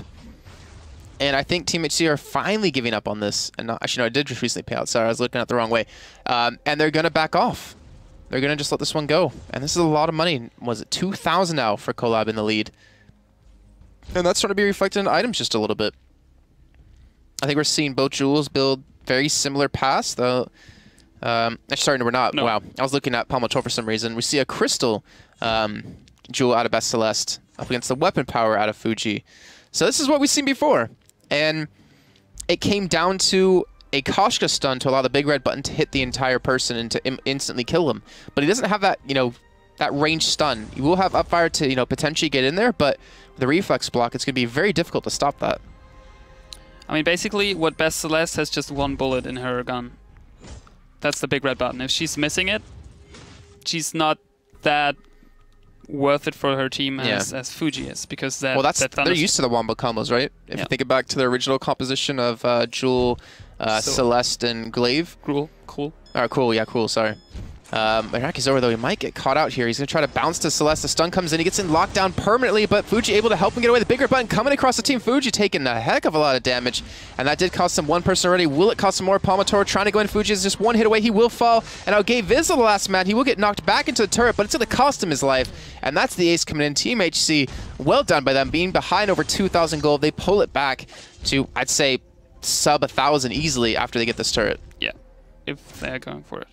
Because I thought for a second someone is going for the gold miner down there, but it looks like that Palmatoro tries to get the jungle farm, since that is quite a lot of gold there. Is doing the mini miner as well, which is 200 gold as well for their... That's the second one they'd have. Yeah. and an open turret actually. So wow, it's going to be pushing minions. I mean, you see how big those are, right? Yeah. Compared to nearly as big as Jewel. But still, the gold miner is still digging for Team Collab, and that's something which Team HC needs to force somehow in the next minute to 2 minutes, because they need that gold to actually really come ahead and get more items onto Jewel. I gotta be careful, Palmator. Yeah, they're kind of waiting for Bestialist to get his ultimate back online before they can force something like that, and they're sure as hell gonna need it. But he has a Shatterglass done. Like, he has a lot of damage. The question, like, if you're already mentioning the build of Bastilest, he's sitting on 2 Eclipse Prisms, and the problem is, yeah, he needs to sell something. That's what he did. He sold, what did he sell? His book. He sold his book, so he has no health regenerations now. He needed to do that because I think he went for the what are they called? Eclipse Prisms, for the double Eclipse Prisms, because he wanted to have that extra crystal damage on his big red button early game instead of waiting until finishing another tier 3 item, and therefore he needed to actually sell something. Yeah. Still. Okay. Well, gold mine's being started up. The ultimate's back, or are back online for both teams actually. And you can see the gold mine gonna get candy minioned up again, or minion candied up again. Amatora trying to go in for Iraqi Zoro, trying to force him back. Upfire able to lock down Fuji, but they don't really have the ultimate set up just yet. But here we go, Iraqi Zoro. Fuji taking a heavy chunk of it, but I don't know if that was enough. Iraqi is still alive, and the jump going to be coming back and out of Fuji. They pick up the first kill. Zoro, I think he's going to escape this one. He does dodge away from the jump out of Best Celeste, and Upfire is going to be able to actually clean him up, funny enough. And that's a 1-for-1 trade so far, but Upfire, Gabe, he's going to... No, he's not going to see him. He's just barely going to escape, and Best Celeste is going to get away as well. But the gold mine is still going to pay out. Yep. This is 0 gold payout for Team HC so far out of the gold miner. So that works quite good for Fuji, Gabe Vizdal, and Iraqi Zoro so far, and Kraken is actually going to spawn. I think that was miscommunication, because Upfire went in, he stunned Fuji, but Best Celeste didn't want to go for that one. And that, I think that could have cost the fight, actually, if they would have focused their stun and that coordinated that a little bit better. It's some kind of a pattern, actually, for HC so far, because always when they try to pick up the gold miner, they always lose their team fights. So just don't start it. There she is. Just don't team fight. No, but because they did good team fights without focusing gold miner first, but always... If they go for gold miner first, somehow they miscommunicate if they want to focus gold miner now, or if they want to focus Iraqi Zoro, or go on to Fuji. So apparently Upfire used to be on Pew Pew Pew? Yeah. Okay. That's a German guild. Okay. Was just double checking on that one. But it's weird to see that they're playing with him. I don't know. They had I can't remember the third person they had before, but they played a game that we casted where they didn't have him when they played against our red team too. So maybe he just kind of had to go and wasn't able to play this extra game. Maybe. And I actually know for a fact that a lot of HC members are playing on NKN now, so this might be not a mistake on our side. Maybe they changed their team name. Okay, well, I hope they checked with the admins before they did that, because that'll cause some confusion when it comes to points being given. It was, by the way, Rocco, Sefurdi. Yeah, Rocco. Yeah, he was there earlier. There we go. 16 minutes in, Kraken not going to be started. Looks like Collab want to start for a push towards this top side to get themselves another turret, but they got to be a little bit careful. Or, sorry, to get them the first turret, as Team HC has already secured one themselves. But you see, both teams being very hesitant. Like, the goal difference isn't that much. And obviously you want a favorable fight, especially at this point in the game. Like, you don't want to lose a big fight 16 minutes in, because it'll cost you so much. In the end, it's, by the way, another Shatterglass for Best Celeste to use, so looking for even more crystal power, and has, well... He's going for a third? Crystal infusion is there as well. Just got popped, actually. Jumping in, a triple silence, a perfect big red button onto Fuji. He's just melting. Iraqi Zoro should be the next target to focus, because Gabe Vizdal is... yeah, just a tank. A perfect rocket leap coming in. Iraqi Zoro should fall. Gabe Vizdal uses his afterburn to actually escape. Kraken spawned. We saw that already 2 minutes ago. I'm not quite sure if they're going for it. It looks like just pushing the lane a bit. I mean, it's 20 seconds, 10 seconds. They should do it. There should be enough damage for them as soon as Palmataro comes in. Yeah, it's all on the Palmataro to actually do the damage, because Best Celeste doesn't have any like auto attack damage. Doesn't have any real energy to work with either. As I think he just bought a bought a potion just to get a little extra energy in there. And there they go, picking up the Kraken, the first one of the game. They do have the lead in gold, in kills, in turrets. And then Krakens, but let's see if they can go for the push anywhere. They get the buff off that for the extra regen. And I think their cooldowns are almost up again, so they could go for another big fight. So, just to mention that, we saw that when we had... I think Fuji played Glaive on lane with a breaking point. No, it was Best Celeste EU actually versus Red 2. And he forced the enemy team to buy Atlas of Pauldrons. And what Best Celeste EU did, he forced Fuji not to go to a second... Oh, nice Marcus Pursuit there. Yami can defense onto Paul Mataro. I'm going to finish that in a second. Big Red Button getting actually... Whoa, didn't even knew that was possible. Stunned out by Best Celeste EU. Iraqi Suru barely alive, rocket leaping in from Fuji perfectly, stunning 2 members of Team Collab. And Collab, oh man. They can't afford to get ace. Palmatoro, can he pick up the kill? Upfire going to be going, and Palmatoro just barely going to escape. Looks like he will, but Gabe Vizzle, he should be able to get away from this. Yeah, the problem was Upfire had no energy to actually get in Marcus Pursuit. Are they really continuing to go for this? I mean, Gabe, he doesn't really have much damage. Yeah, he'll have his guaranteed crit, but... No, he should not. Glaive could just afterburn over him. I don't know if that is worth to get that tower turret. There it is. Yeah. Oh, he gets the kill, but will it cost him more? Palmatoro going in for the turret instead. Upfire going to back away. He's got to escape this now, as people will be coming up in just a few seconds. But damage has been done. They got 2 turrets. They got 2 kills for only 1 death. That is a strong start, and that Kraken did a lot of damage to the last remaining turret too. So now you're kind of in a tough spot. You can't really leave your base too much, or they could backdoor you. You also... You can't lose another Kraken, or that's like a guaranteed loss. You can't lose another team fight, or that's a loss. This is a tough spot to come back from. Agreed. So just to finish what I talked about before that team fight happened, actually Fuji got forced into a Crucible because he got actually stunned quite good by Best Celeste EU, and he got sniped with a big red button a couple of times, and he somehow wants to have that. Why not go for Aegis though? But I could see actually the Crucible working more for the team as well, so no one is really going for Aegis, especially not versus Jewel. More as long probably as Fuji doesn't get stunned. As long as he gets stunned, like, he's not going to die. And then that goes the whole wombo combo to Team HC. I'm actually surprised they're not running, like... Just towards the Vein Crystal of Team Oh, no, sorry. No, I meant, like, instead of Kath running, like, Cruel or running Koshka or just someone with a longer, more guaranteed stun. I mean, what I don't get, Palmatoro could just backport. Could just use his Kaku and just go... Why did he backport there? I don't agree with Best Celeste EU backporting there. That's just... Well, he's probably just... Oh, he got an infusion. There we go. Oh, he got a little bit of Pearson there too. And he's back to the party, and Fuji, if he gets locked down, it's going to be over. And here comes a stun, and here comes the death. Big red button comes in. Iraqi Zoro takes a little bit of damage from it, and he should fall with Palmatoro in hot pursuit. Gave Izzle trying to run. No chance. He gets slowed. I mean, he still can run. He can, even if he's going to survive that, which he won't, but... He can't stop them from pushing the base down. There's nothing he can do about it. This is GG. All right, so Team HC, they get to the finals yet again. They did it in Cup number 6, where they played against Red Team 1. They unfortunately lost. They did it in Cup 4, where they won against Red Team 1. And they've done it against, well, they did it with...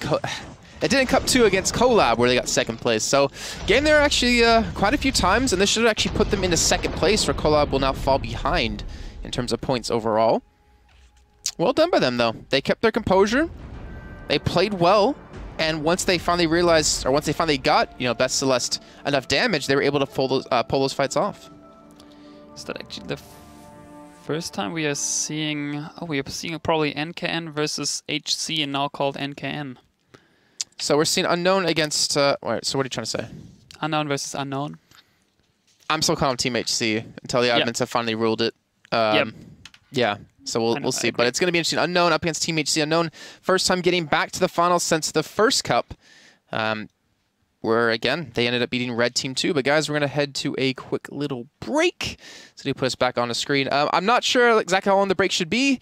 It shouldn't be too long, considering that the other semifinals already finished. And they should be ready to play. I think it's going to be about 5-10 minutes for Team HC to get a little break, little breather in. But when we do come back, we'll be bringing you the finals for cut number 7. We'll see you in, hopefully, guys, hopefully, knock on wood, 5 to 10 minutes.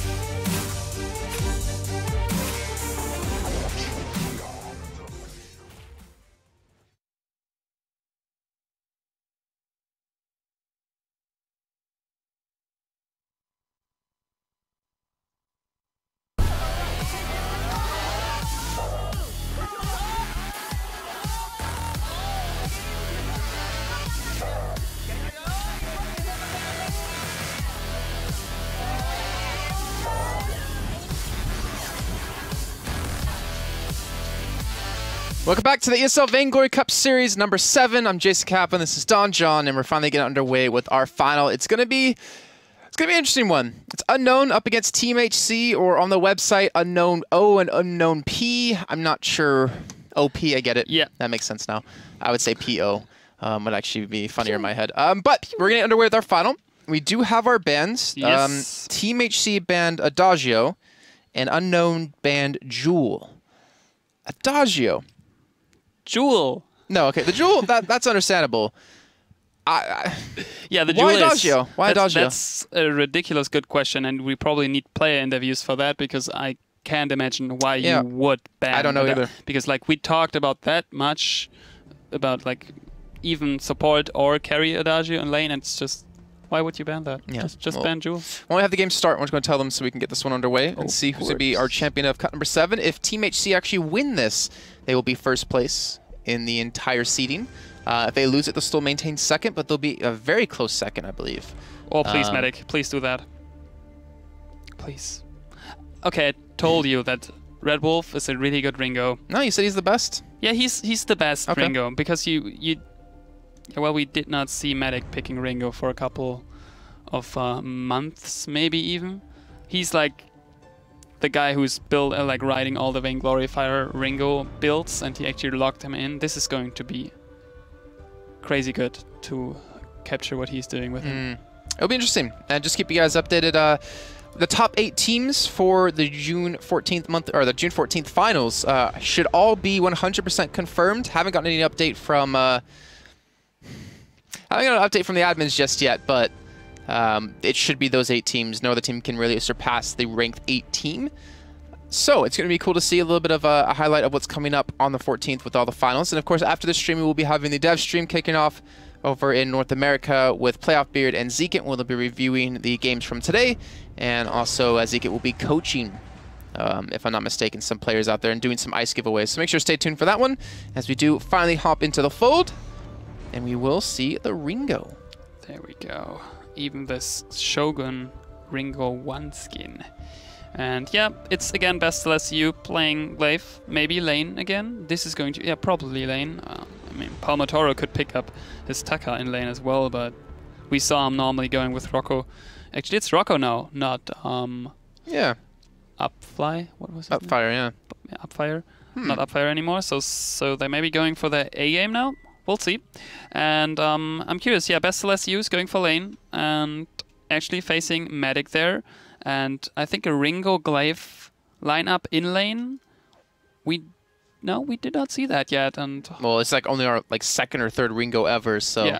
I don't think we've seen it too much. But I'm curious to see how it's gonna play out, though. That's what I'm looking forward to. Yeah, we'll I feel like still the Book of Eulogies is just too strong. Like, you can't push melee people out in lane. I mean, especially if Best Celeste uses his Aftershock. Good, and actually... It doesn't help if you can't last hit either. Yeah. And not to mention the speed up out of Medic on the W, or not W, the B. That attack speed's pretty ridiculous, so he's got to wait for the inlet to actually shove into his own turret. I think that was Best Celeste getting a little bit too eager to start last hitting. I mean, as soon as Trilling Silver, the B skill of Medic, is running out, Best Celeste can step in a bit, but I mean, it's so quick up again. I mean, it's like 9 seconds cooldown, and during those 9 seconds, he's actually using it for 6 seconds, so it's basically up every 3 seconds if he uses it.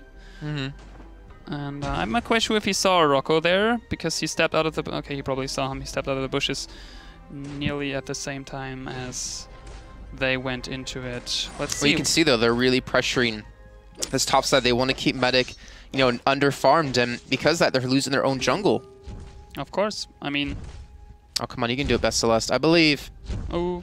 He got one. He got one! All right, he's up to 7, actually. He's actually ahead of Medic, funny enough, so we can't really, you know, harsh on him too much for that. I know it's going to, but seeing him in the lead actually is cool to see. Boots picked up for Medic, so he can make sure to escape. And also has a scout trap to use defensively. Has some potions yet again. I'm curious when he's going, on what point of the game he's actually going for the reflex block to block those scary knockbacks, because he easily can get knockbacked into, I don't know, a gank or even the tower, but turret. I don't think that he's going to step that deep. Yeah, I mean, again, he's like one of the few characters that don't have like any sort of escape mechanism. He does have his B, but I mean, all it does gives you a little bit of a speed increase. It doesn't really actually give you like a leap or a dash or ability to jump over something. So gotta be careful. And Cream gonna get caught out just a little bit. Should be relatively fine. Redemption gonna be going in as well. And Catherine and Cruel is a deadly combo, but Cream is falling so quickly. And now with Basilisk coming in the afterburn, not going to give him the range he needs, or will it? As they're still sitting inside that bush trying to bait them into the traps. We do have Medic finally coming down from the top side. Cream, will he be the first target? He will be the first blood. But Roko, will he be number 2 as Medic is trying to kite as best he can. He's getting focused down. He does get the kill. Actually, that's over on the Redemption. And looks like he will be able to not run away because the boots weren't enough. And that will be a 2-for-1 exchange for Team HC. Yeah, Redemption will easily survive that one. He actually got the question mark. So they wondered why he did not follow up. Bestless, you had the hunch that he is trying to get some farm stolen there. And actually, Redemption went back. I don't know if he wanted to contest that. There is Palmatoro. They can close him off. The afterburn is up again in 10 seconds. That's dope. That's really good. I mean, that Scout Trap is MVP right now. I think that single-handedly just saved his life. Yeah. Wow. But it might have cost Cream his life. Palmatoro gonna get slowed up though by the Achilles shot of Medic, and he's in it knocked back. But the stun, it looks like it did actually land, and actually it looks like it didn't land because of the sad face. He's moonwalking. Sorry. Yeah, well, yeah, as you do when you're Michael Jackson or Ringo. Surfing over to the. Oh, Cream, what is he? He's getting caught out. He's gonna get locked down. He's dead. This looks so funny. I'm sorry, this is just. Oh, he stopped. He stopped. Okay, the first actually afterburn onto Medic in lane. He's pushing one Halcyon Potion, should be fine. But at the moment, like, no one is really focusing on lane, and both laners are quite low in terms of last hits. And we'll see what Medic is, especially Ringo, not Medic, is a late game champ in my opinion, or at least not early game, because he needs to get some items to actually do a bit damage. Well, see, this is the big difference. I was talking about the Book of Eulogies being really strong for melee characters. Best Celeste on Glaive doesn't have as much wave clear as like a Jewel would with the Thunder Strike. So yeah, he does have his B ability to do the AoE, you know, with his crits and stuff, but he has to get super close for that. Where on a Jewel, you can just Thunder Strike and be relatively safe. So we're seeing that Glaive, you know, maybe not necessarily the most powerful laner when it comes to having a ranged opponent. But if Medic gets a Scout Trap in that bush, like, he could be very safe to push Celeste out, especially when he gets, you know, any sort of item built up. You can see he's still sitting on tier 1 items, hasn't really been able to build up anything for now. Yeah, he actually bought the book though, which he is bought it super late. Yeah. So Palmatoro a bit low, but they can't see him since he is under his Kaku box. Perfect knockback there, and actually, didn't even see that Rocco went so low. And whoa, who's dying next? NK and Cream would be probably the target, and it's a 2-for-1 trade. This could be a free gold run for them. If they're going for it. I mean, if they wanted to. Looks like they're not going to. They're just going to go for the invade to try to keep it away from the enemy team. Ooh, nice steal. And the Dead Man's Rush out of Redemption. They could still go for it. I feel like they... yeah, it's getting risky, I think. It's not seeing exactly where Roko and Palmatoro were. I think they definitely could have. They had the damage out of Medic, I would assume. But I guess just playing it a little bit safe. Yeah, Medic's going for the Tension Bow build, by the way, we have on Taka, as he did in previous matches already. The Heavy Steel and the Sixth Sense, so might go for the Suro Plate maybe in a certain mask out of it there. Oh, that's quite odd. Just trying to think, force him out of lane so he can just shove the rest of it out. But Palmatoro will be there to soak up a lot of the XP. Gonna go straight onto Medic. But there's just a way he's gonna kill him. Not yet anyways, but we're seeing the damage he can do. Yeah. Medic's sitting on enough gold to finish the Tension Bow right now. So he might want to buy that, because that's just a 600 gold from Sixth Sense and Piercing Spear. Yeah, Bestless still tries to get every last hit in lane he can get. Rockus 30 has a couple of stacks, Spectral Smite stacks on him. Actually, Health Hurt going into Rockus 30, the tank. Not quite understand why Redemption pulled that off. He's not quite low. Bestless EU is low as well, leaving a Scout Trap there for Vision. Sorry. I mean, I'm sure if I spoke German, you would definitely like point out things that I say wrong. I can't say 12 in German. 12? 12? Yeah, I can't make the sound. 12. I can say squirrel. Squirrel? Squirrel. But you can't say the German word for it. What's the German word for it? Eichhörnchen. Eichhörnchen? Yeah. Something like that? No? Yeah. Yeah, see. It's just as hard for me in German. Yeah. Yeah, there's a lot of words that are difficult for me. Gummibärchen. That one's easy. Gummibärchen. But 12 is like one of the most impossible words. Either way, back to the game. 4-3, 8 minutes in as Team HC still have the kill lead, but they don't have the goal lead as Unknown was able to fight back. And Medic at 38 last hits, leading his team, leading the game actually. As Bestceleste is only at 35. Bestceleste starting to get powered up. He's starting to get, well, he's got his breaking point done, so he's got a lot of damage. If he can survive in the fights long enough, that's the real question. Yeah, and I think that is actually Medic knows that. I mean, he's checking the build of the enemies for sure, so he will focus Bestceleste if possible, and if not getting actually Express from Palmatoro. But on his book, and the tension bow finished now, and his Swifty shooter. And again, Rockers of 30 is again getting focused by Redemption. Palmatoro getting a lot of damage there out of Medic. There we go, not Red Wolf. And nice ultimate out of Redemption too. I mean, it was maybe you can look at it and be like, oh, that was wasteful, but it guaranteed he couldn't get out of it. Yeah. And his B ability just came up, so actually maybe didn't need it, but he's able to force them to die, which should net them the gold mine, saving his smite specifically for that. Probably. And actually, Roko might die from the burn. He will die to the burn out of the ultimate out of Medic. But the gold mine is still being at Bestceleste, being focused down, not attacking the gold mine anymore. This is how you're supposed to do it. When you see someone come in, you stop hitting the main objective, you kill the person, then you go back and finish it off. Cream. That scout trap. Ooh, so close, so close. Okay, so with 2k gold lead, we have a classic Shiver Steel. An interesting fact is, though, that we have on Redemption actually already an Atlas of Pauldron. And that's probably because, I mean, we had that the same versus Red 2, that Bestceleste actually focused the enemy to buy those and not buy fountains. So this might, because with the Red 2 match, we had actually Team HC having trouble early games. Oh, and Ken getting stopped from backporting. Oh, that damage though. Oh, wow. And the minion miner as well. You're right about the minion candies, by the way. Like, the only team I've ever seen do it is Collab. Yep. It's an NA thing, probably. I wonder actually how much more damage you do get from it, since you can't tell in game. That'd be really interesting to see, like a value. And I'm sure if that was released, then instantly everyone would start doing it. So I just really need to capture the chat right now because we just talked about Vision. Hashtag Vision.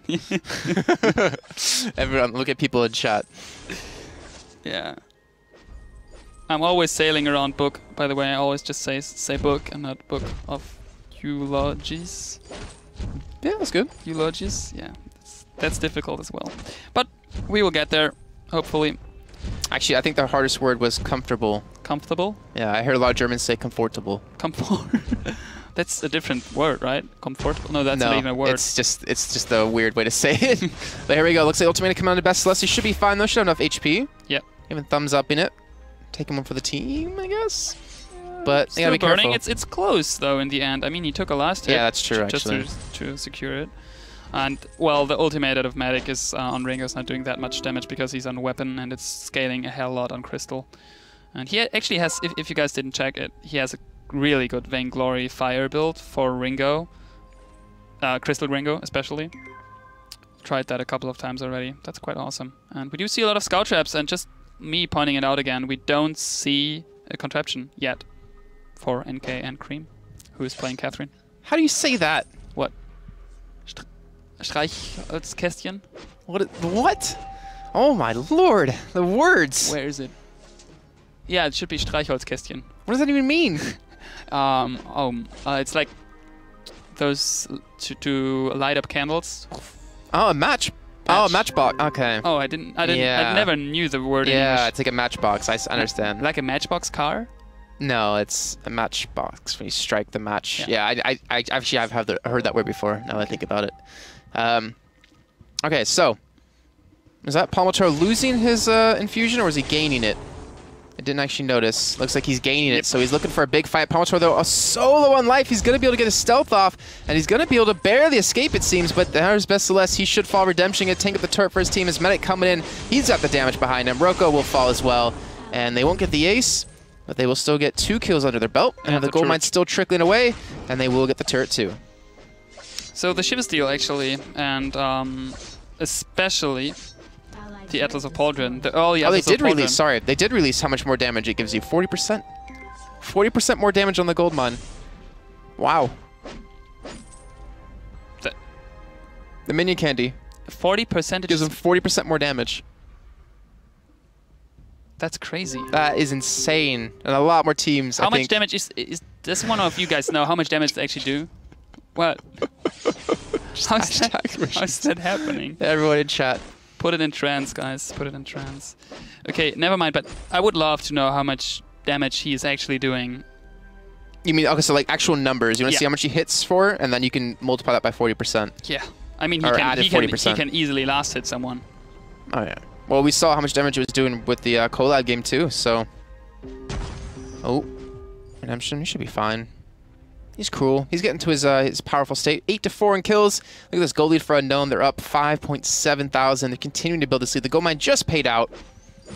And things are getting a little bit troublesome for Team HC. They still have... Well, do they even have a wombo combo? I don't think they do. Nah, not really, no.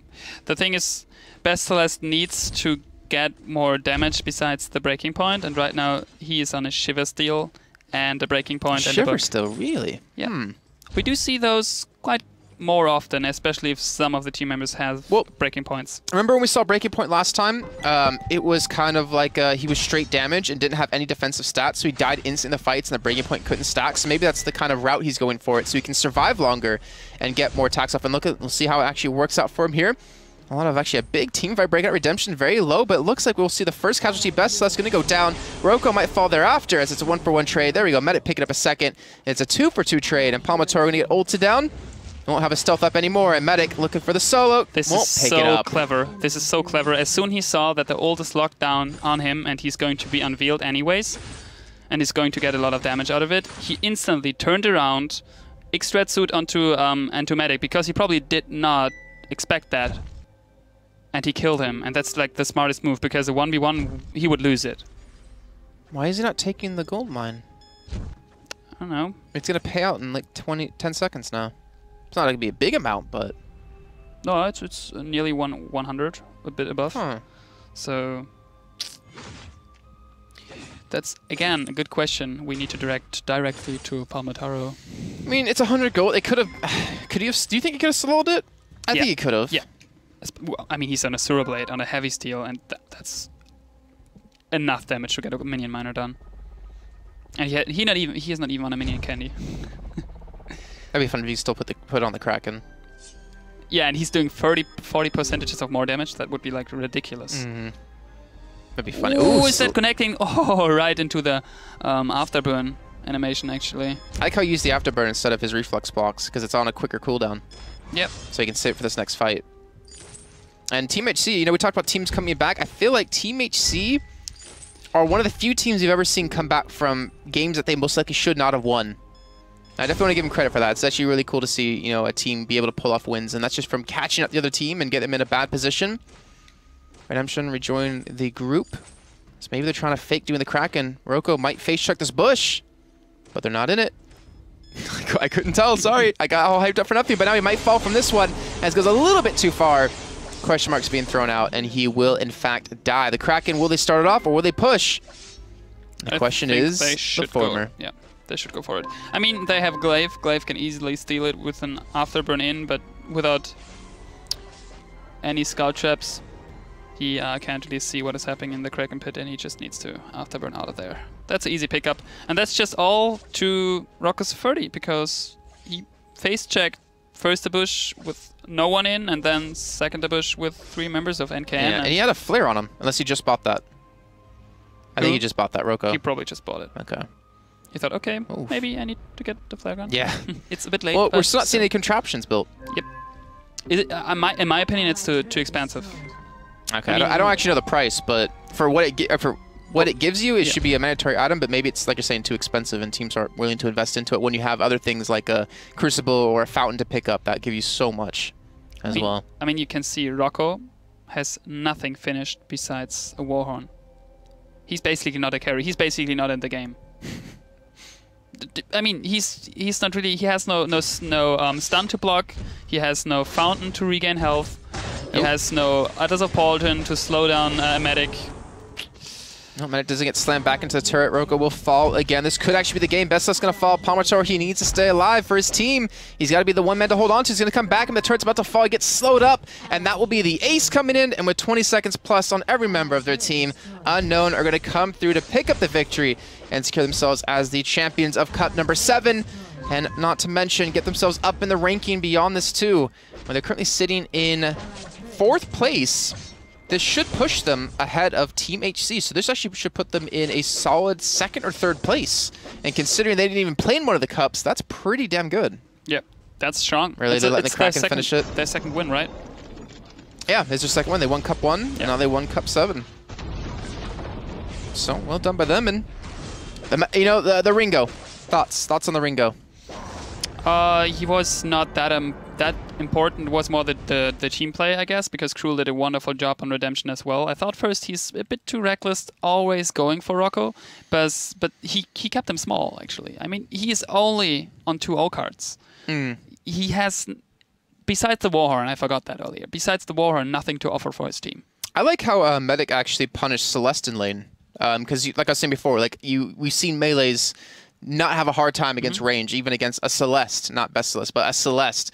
But because he was being so aggressive with his B early on, and because, well, Glaive doesn't really have the wave clear a Jewel does, he was able to get an early lead, and not to mention, I think he constantly showed the lane a couple times, and then he rotated down to join his party for a couple fights where they got that early lead. I think. Yep. Agreed. Nothing more to say. Nothing more to add, actually. Well, any words before we do actually head off? Because we still have the dev stream coming up after this with Zika and Playoff Beard, where we're going to break down the games and also do some coaching and do some ice giveaways for people in chat. But I'm curious if HC, if they are playing Sunday, and I'm actually curious if they're going to bring something new, because they are always the guild who's bringing new stuff in. Yep. That's true. Somehow they're sticking to the lane glaive, they're sticking to the breaking point. Maybe they're going to practice a bit and bringing some. Maybe the Ringo wasn't expected. No, maybe that kind of caught them off guard, because if it was against, like, he did better against Jewel. We saw Glaiver's Jewel earlier, and it was a lot closer. But then again, Bestless knows how to play against the Glaive, since he's obviously playing Glaive. But I don't know, maybe, hopefully. Celeste support? Not best Celeste support, you know, Celeste the support. way I envisioned playing it would have worked, okay? We would have stomped that lane, and then you guys are like, no, you joined the jungler. I'm like, really? Did not know that. Today I learned. But guys, thanks again for tuning in. We're going to be heading off for tonight.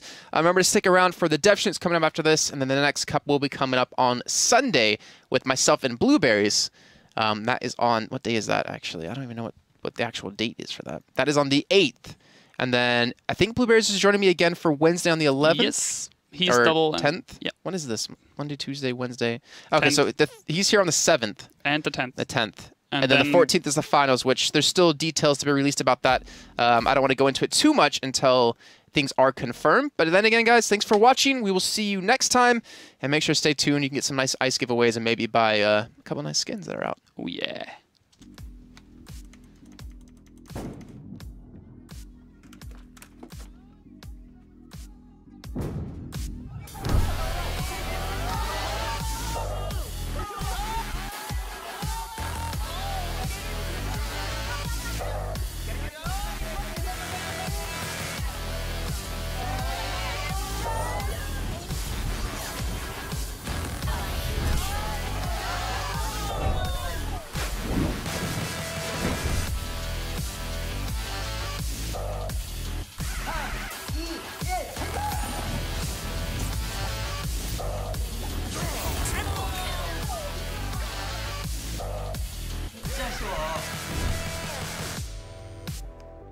Hey, what's up?